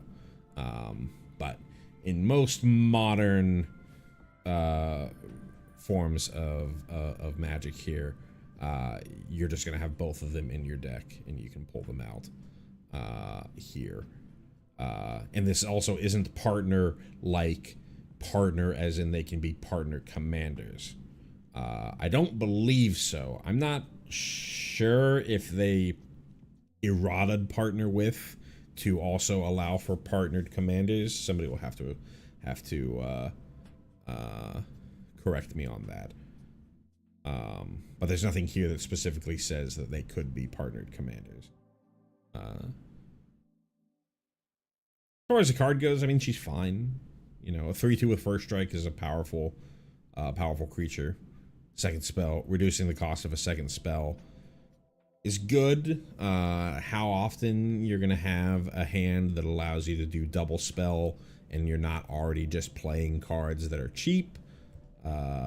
You kind of need to build more around her than I think that the deck is going for, but I think she's still pretty powerful. And this is her in her Endwalker garb. Location? This might be in Venispati.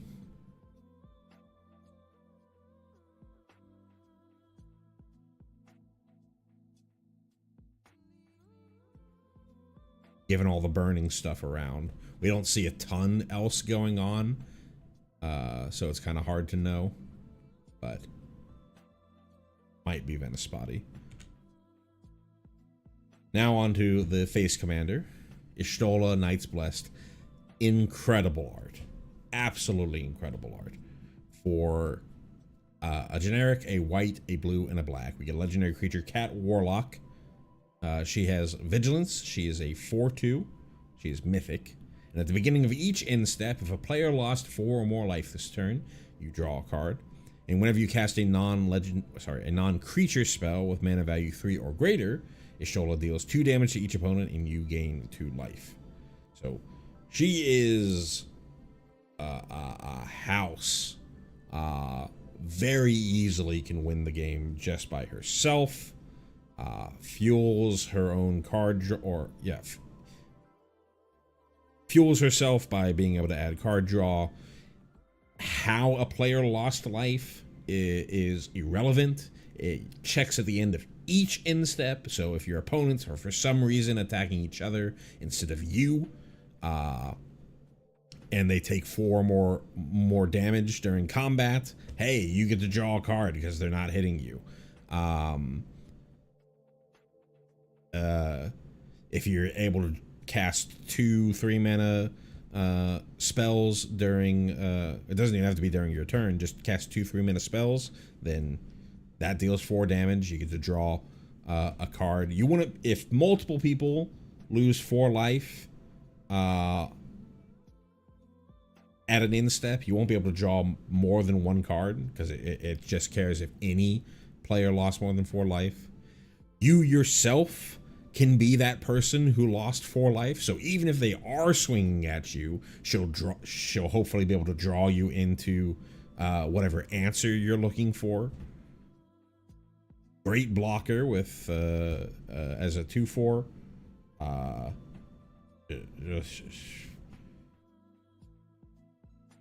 Incredible card. And so to go back to Grahatia, there were folks pointing out, DJ was pointing out, Graha works very well with Y'shtola. So if you cast, say you cast a 4-mana non-creature spell and then pay that 4 life to create a 5/5 hero, a 1/1 with 4 +1/+1 counters on it, and then hey, you both,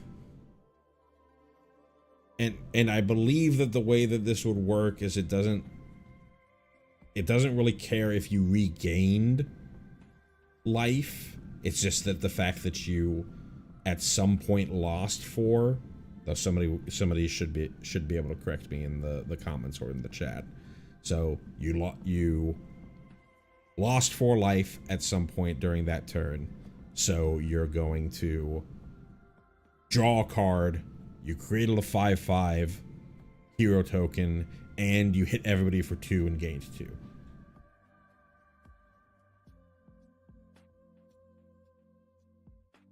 Very, very, very powerful commander.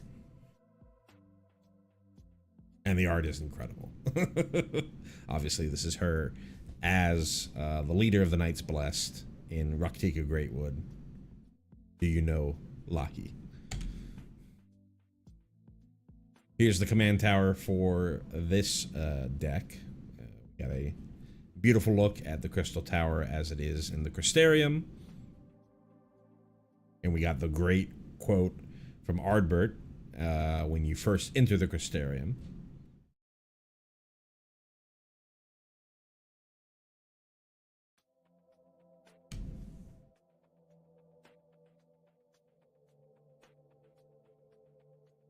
I did say, do you know Lahi? Gotta open up those ears.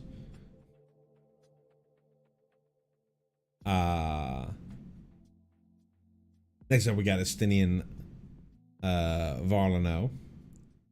So I was complaining on some discords about being annoyed about folks who were like, you know, whenever they saw like Esper Valagamanda or talked about Esper as related to Terra and being like, well, you know, that's not Esper. She's a Gruul card.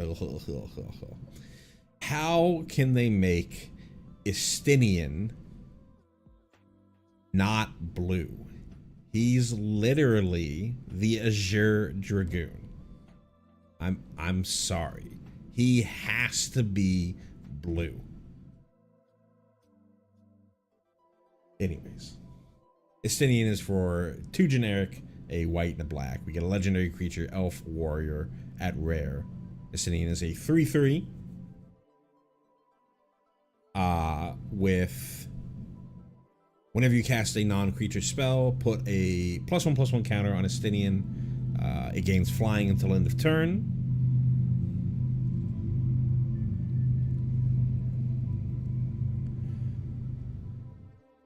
And then at the beginning of your second main phase, you draw X cards and lose X life, where X is the number of opponents who are dealt combat damage by Estinian or a dragon this turn. So I'm going to reread this again. If you cast a non-creature spell, put a +1/+1 counter, and he gains flying. So, like all the dragoons that we've seen, you get some sort of flying through jump. Beginning of your second main, you draw X and lose X. Number of opponents who are dealt combat damage by either Estinian or a dragon. So you in the deck you have the Eye of Nidhogg, you have Hraesvelgr, you have Estinian. I'm trying to think if there are any other dragons that I missed. I can't think of any. As ways to get there. So you could, even in the pre-con, draw 3 and lose 3 on here. Works very well with Ardbert, since we've got an Orzhov creature here.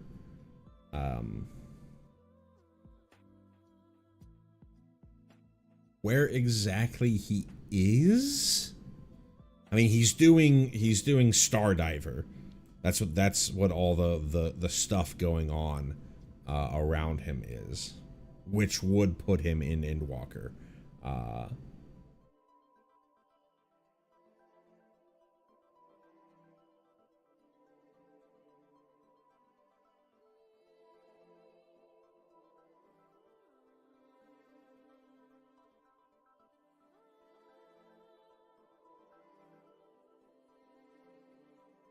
Well, the ability is Stardiver with Nidhogg as part of that effect.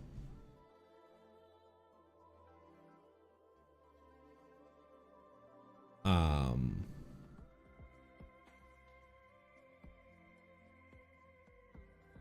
think he's fine.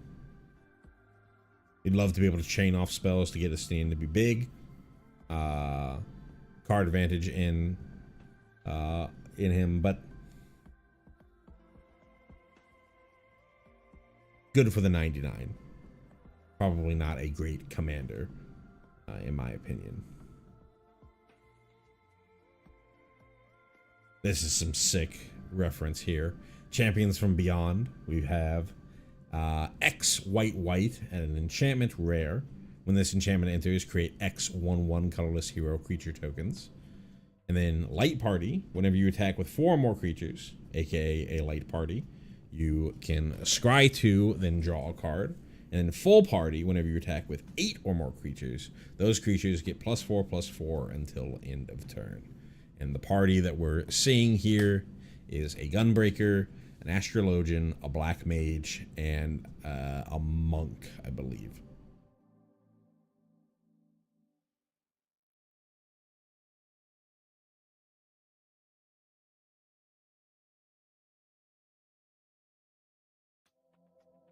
As far as where this is, it's pretty generic. I mean, it's folks getting summoned in, so likely some kind of some kind of you know, party finder raid or trial.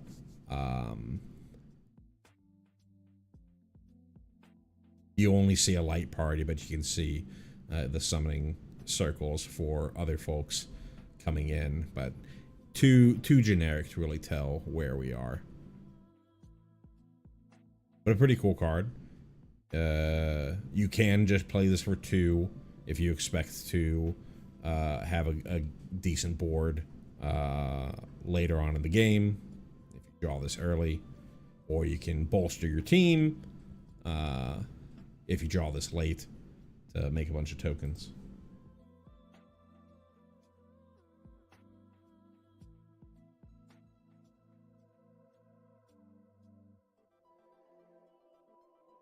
Next up, we got Blue Mage's Cane, another one of our job select equipment. For 2 and a blue, we get an artifact equipment at rare. It's got job select, and equipped creature gets +0/+2, is a wizard in addition to its other types, so it'll be a 1/3, and has, whenever this creature attacks, exile up to 1 target instant or sorcery card from defending player's graveyard. If you do copy it, you may cast the copy by paying 3 generic rather than paying its mana cost. In Spirit of Wallachie, equip for 2. I mean, it's very, very flavorful for a blue mage, right? You're stealing things from your opponents, aka you're stealing things from the other mobs and using it against them.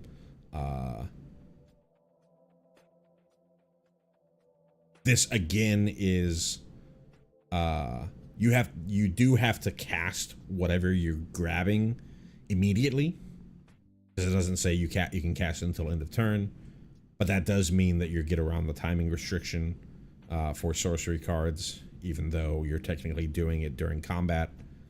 So if you really need to, Blue Mage's Cane and rip a board wipe from your opponent.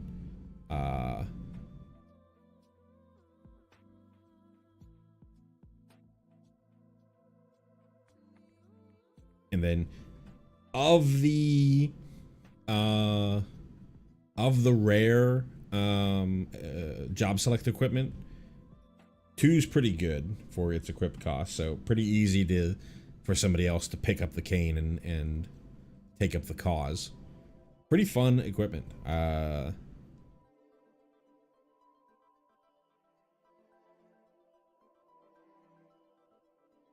do want to read Graha real quick. That's very cool. So Graha cares about mana value. So even if you pay the alternative casting cost of 3 generic from Blue Mage's Cane for whatever you steal, if you're stealing something that's big,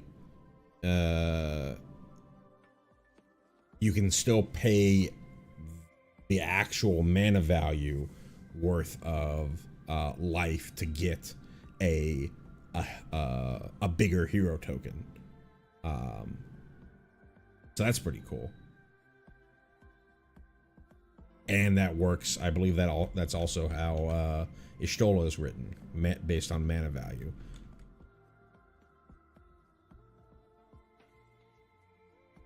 It's a very, very cool card, and synergistic with the deck.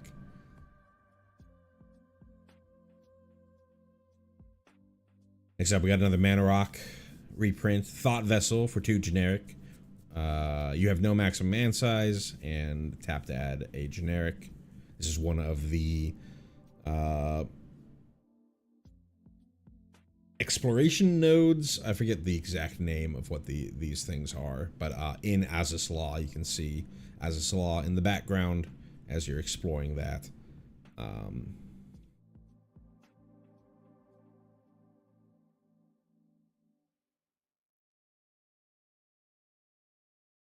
Very cool, very fun.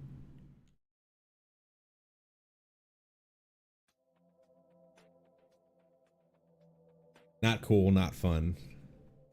No tears. Vindicate reprint For 1 a white and a black, we get a sorcery at rare. Destroy target permanent. Technically, 3 mana land destruction in a precon. But pretty obviously what they're referencing here. The destruction of Emmett Selk. Sick art. Very cool.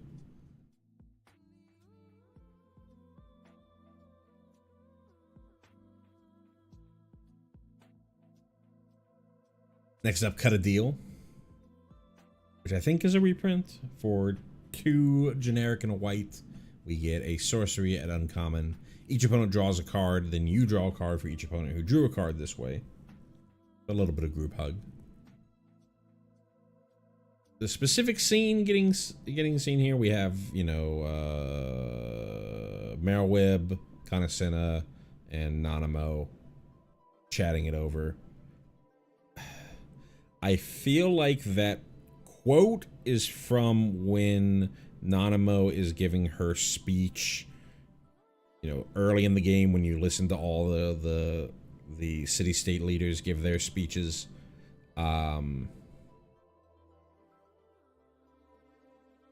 The scene itself, I don't know if this is any particular scene.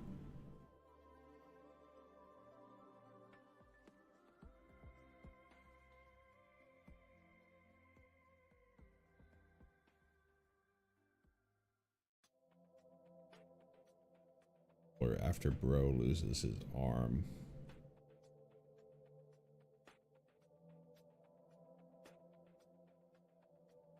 Trying to think. I know there are scenes with Nanamo around a table when you go meet with Lolorito.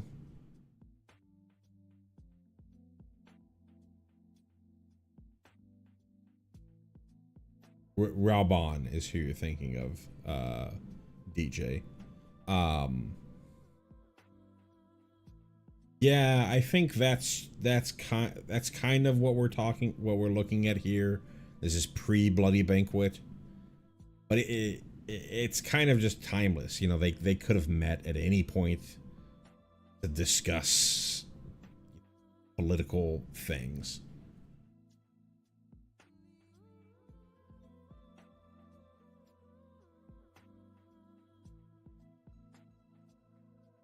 In the game, most of the times when they're sitting around and having a chat, it's at the long rectangular table, rather than sort of in this more intimate setting.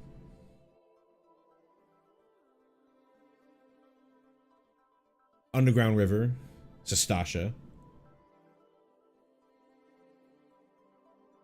Not much to say here. This is, you know, where the clams are as you're making your way to the first boss. It's possibly pirates, exactly.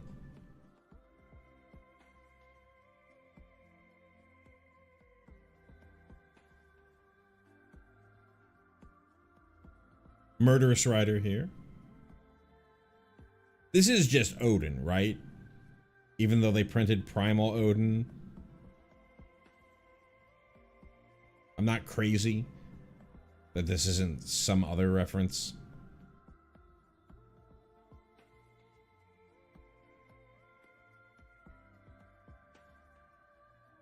Anyways, this is a reprint for 1 black zombie creature knight. I just don't remember Odin not having a head.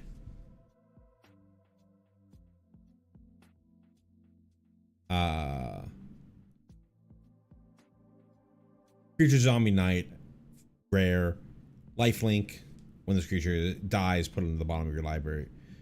Put it on the bottom of its owner's library. It's 2/3, and it has Swift in on the adventure side, instant speed, destroy target creature or planeswalker. You lose 2 life.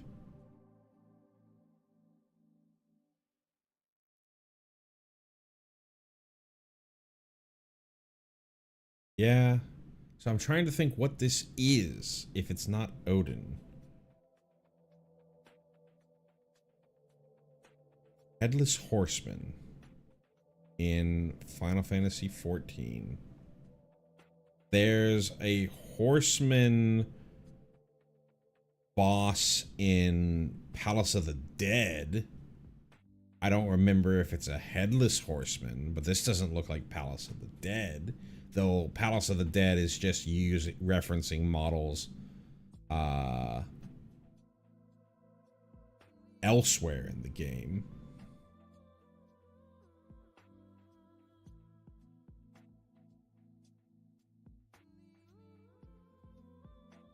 So this might just... Is this just like a weird Fate boss that I'm not remembering? Where's the location? This kind of feels like Northern Thanalan, with where the cerulean processing plant and stuff are.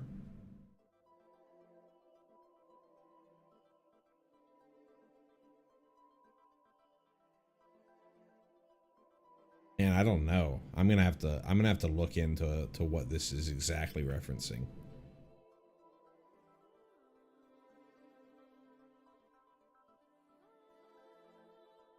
Cool reprint of Baleful Strix from the Great Google Library. For a blue and a black, we get an artifact creature bird. At rare, flying death touch when this creature enters, draw a card. Always love a good Baleful Strix. Representing a Skatine here. Wandering around the Great Google Library.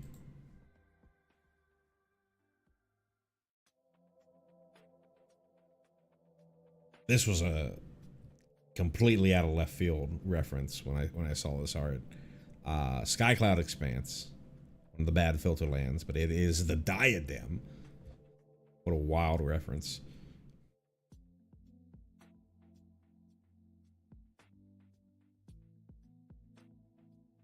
This is another thing that I spent many hours in. Yes, the Diadem is still in game. They redid the Diadem maybe like 3 times over the course of the history of the game, but I think it finally ended when they did the Ishgardian restoration stuff. In Shadowbringers. They came to what it is now. Reaper Scythe, another one of our job select weapons. For 2 and a black, we get an artifact equipment at rare. It has job select. At the beginning of your end step, put a soul counter on this equipment for each player who lost life this turn. That happens regardless of whether it is equipped or not.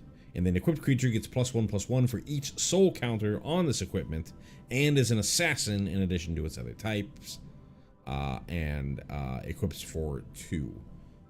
So yeah. Y'shtola is dealing damage to the whole table as you're doing your things. Whether or not anybody has Reaper Scythe equipped, you're going to get all these different soul counters. And then finally time to equip this up to some evasive threat. Make Hraesvelgr a Reaper, or whatever else have you. Put this on Graha, hit for a big life-linking swing to get back a bunch of life that you might have used while Graha was on the battlefield. Very similar to a card called Chainsaw in Standard right now that grows as creatures die, and grows regardless of whether it's attached to anything or not. But yeah, pretty cool card. That's just going to be a threat that's just sitting there as the game goes on and on. Unlike Y'shtola, it's only on your instep trigger for people losing life, but putting soul counters on here. but still, just gonna be a threat as the game drags on. Coveted Jewel, sick reprint, sick art, sick reference.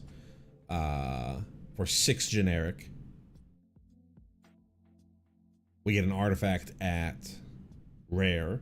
When this artifact enters, draw 3 cards, add 3 mana of any one color, and then whenever one or more creatures an opponent controls attacks you and isn't blocked, that player draws 3 cards and gains control of this artifact and untap it.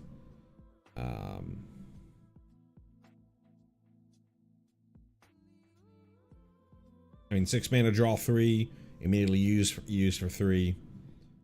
Then your opponent's... Sure, your opponent's going to come after you, but then others are going to go after whoever has the Coveted Jewel. Keeps them off of you. It's a 6 mana non-creature spell, so that's going to trigger Ishtola when you first cast this. Pretty cool inclusion here. And then what the depiction here. You got Graha on the back, the Crystal Exarch in the back. With one of the Orosites that is infused with the soul of one of the scions that was brought over to the first, so that you can carry their soul back to the source and return them to their body.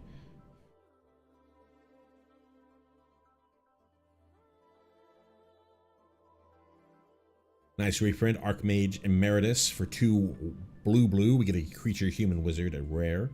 It has Magecraft. When you cast or copy an instant or sorcery spell, draw a card. So this references Laveva, who is part of the Astrologian questline. But Laveva very famously has these pink pigtails. And this here does not have pink pigtails. So I don't know if this is just... This might just be generic, Astrologian here. Or maybe I'm misremembering which, or not misremembering, because I know this isn't Laveva.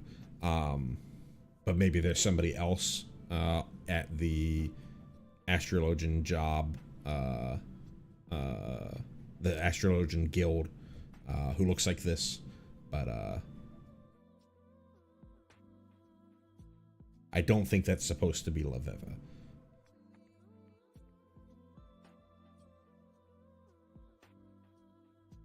Sick reprint, sick art, sick reference. We got Snuff Out for 3 and a black. We get an instant at common. If you control a swamp, you may pay 4 life rather than pay this spell's mana cost. Destroy target non-black creature. It can't be regenerated. I haven't looked up the price of Snuff Out, but I know it was getting up there because there aren't a ton of reprints, and it is a very playable card.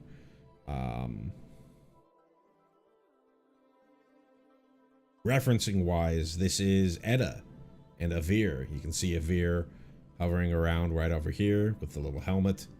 And this is Edda as she appears in the Palace of the Dead, specifically as the level 50 boss, floor 50 boss, if I remember correctly. She might be floor 40. No, I think she's floor 50.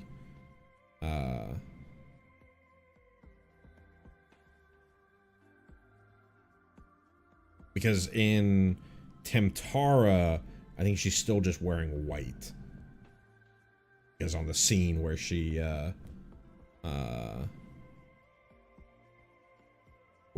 falls off the stage, she's definitely does not have that hat on. Love seeing a Palace of the Dead reference. Now, the counterpart to Alizé, we get Alphino Levier at 3 and a blue. We get a legendary creature, Elf Wizard, at blue, or not at blue, at rare. Alphino is a 2/4. Alizé was a 3/2. It has partner with Alizé, so whichever one you play first, you can go and find the second. Alphino has Vigilance and Eucrasia. Whenever you cast your second spell each turn, draw a card. Again, I think this deck is more based around like playing big spells than playing multiple spells. So I feel like both Alphino and Alizé kind of want to be in a different deck. They'd be pretty cool for a different deck. But while they work for the deck, I think the deck is more about playing big spells or playing on your opponent's turn rather than like trying to do like prowess stuff, chaining multiple spells a turn.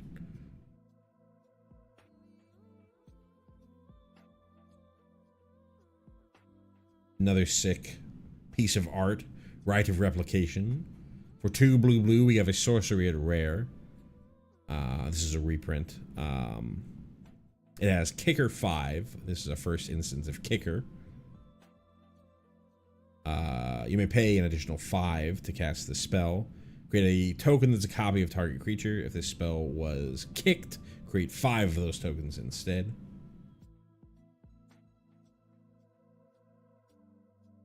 And we got Gaius using, I forget the name of the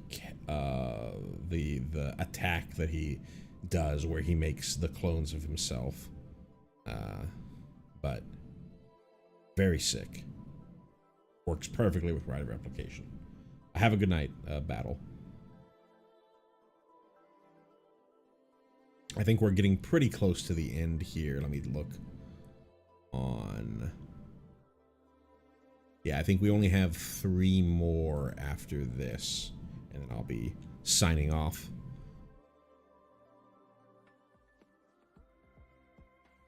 Next up, we have another nice reprint in Siphon Mind. For 3 and a black, we get a sorcery at common. Each other player discards a card. You draw a card for each card discarded this way.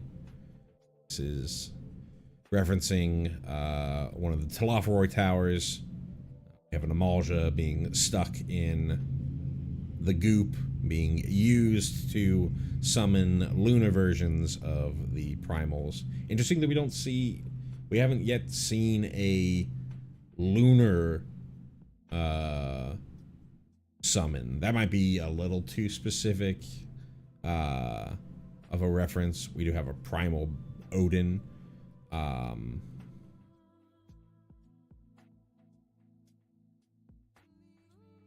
But no like lunar versions. I would say, yeah, too advanced, but the fact that they even did this, I think that they could probably have done it if they put it into the commander deck, but since they didn't, they're probably not going to put it into the main set.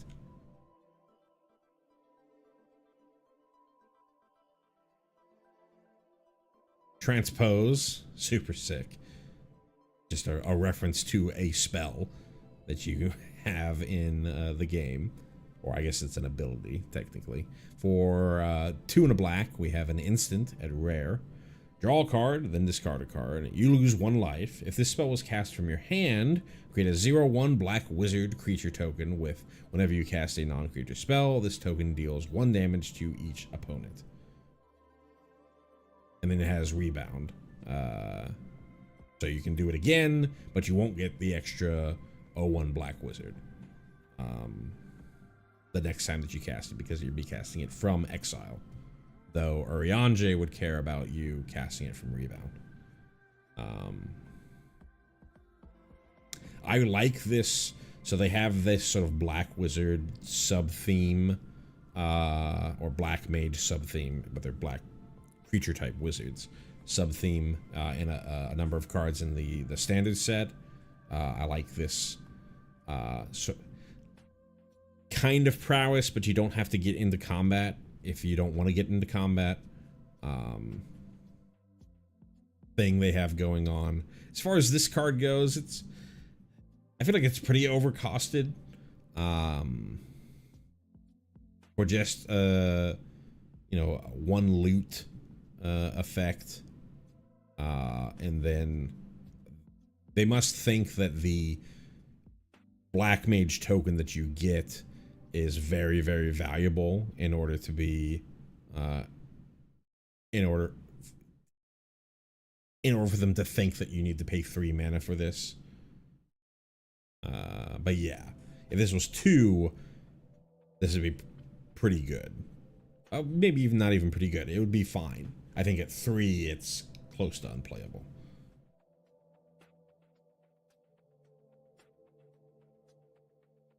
I think this is our last card that we're going to see tonight. Fandaniel to Laferoy Ascian. The scene depiction is great. Got the nice silhouette of Fandaniel as he falls into the crevice with Zodiark. For 4 and a black, we have legendary creature Elder Wizard at rare. Fandaniel is a 4/5. Whenever you cast an instant or sorcery spell, you can surveil one. Interesting that Fandaniel cares specifically about instants and sorceries, whereas most of the deck cares about non-creature spells. So do keep that in mind when you're playing with this deck, that you don't get those surveils, you know, when you're casting Coveted Jewel. And then at the beginning of your end step, each opponent may sacrifice a non-token creature of their choice. Each opponent who doesn't loses 2 life for each instant and sorcery card in your graveyard. The card itself is incredible. I think it's more of a build around for its own deck than for this. Obviously, it's gonna work fine in this deck, but like what I just talked about, most of your deck cares about all sorts of non-creatures, whereas Fandaniel cares specifically about instants and sorceries. So I'm sure you can maximize that effect in a dedicated Fandaniel deck. You just play Fandaniel with like a billion cheap kill spells, and get to the point where they don't even have any creatures left to sacrifice, at which point they just start getting domed and domed and domed by the end step trigger.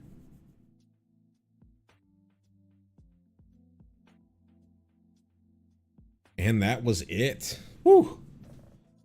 4.5 hours after 4 hours yesterday, after 5 hours the day before. We're definitely taking a break and letting the standard spoilers build up a backlog before we come in to talk about any more cards. Thank you so much for everybody who stopped on by and watched. Anybody who decided to hop into the chat, scrolling back up to see who all chatted. We've had enough chats that can't get to go all the way to the top, but thank you so much, DJ and Battle and anyone else who might have chatted earlier on that I don't have listed down, and anyone who is lurking and not chatting, you're totally fine just lurking. Like I said, probably taking a bit of a break before I go over some of the standard cards. Let that sort of pile up before we do another big look-see. But as far as all the commander decks, I think they're all super sweet. Love the references in them. I'm glad I pre-ordered 2 of the decks, the 6 deck and the 14 deck, and I'm very happy with my decisions on those 2. I feel like both of them work very well, and seem pretty powerful for pre-con decks. And I'm sure you can go to, you know, the Command Zone or MTG Goldfish Commander or wherever to find the best ways to upgrade these decks and whatnot, to really take advantage of your commanders, your Stola, your Terras, things like that. So again, thank you so much for watching. Well, I'll see you whenever I see you, and have a great rest of your day.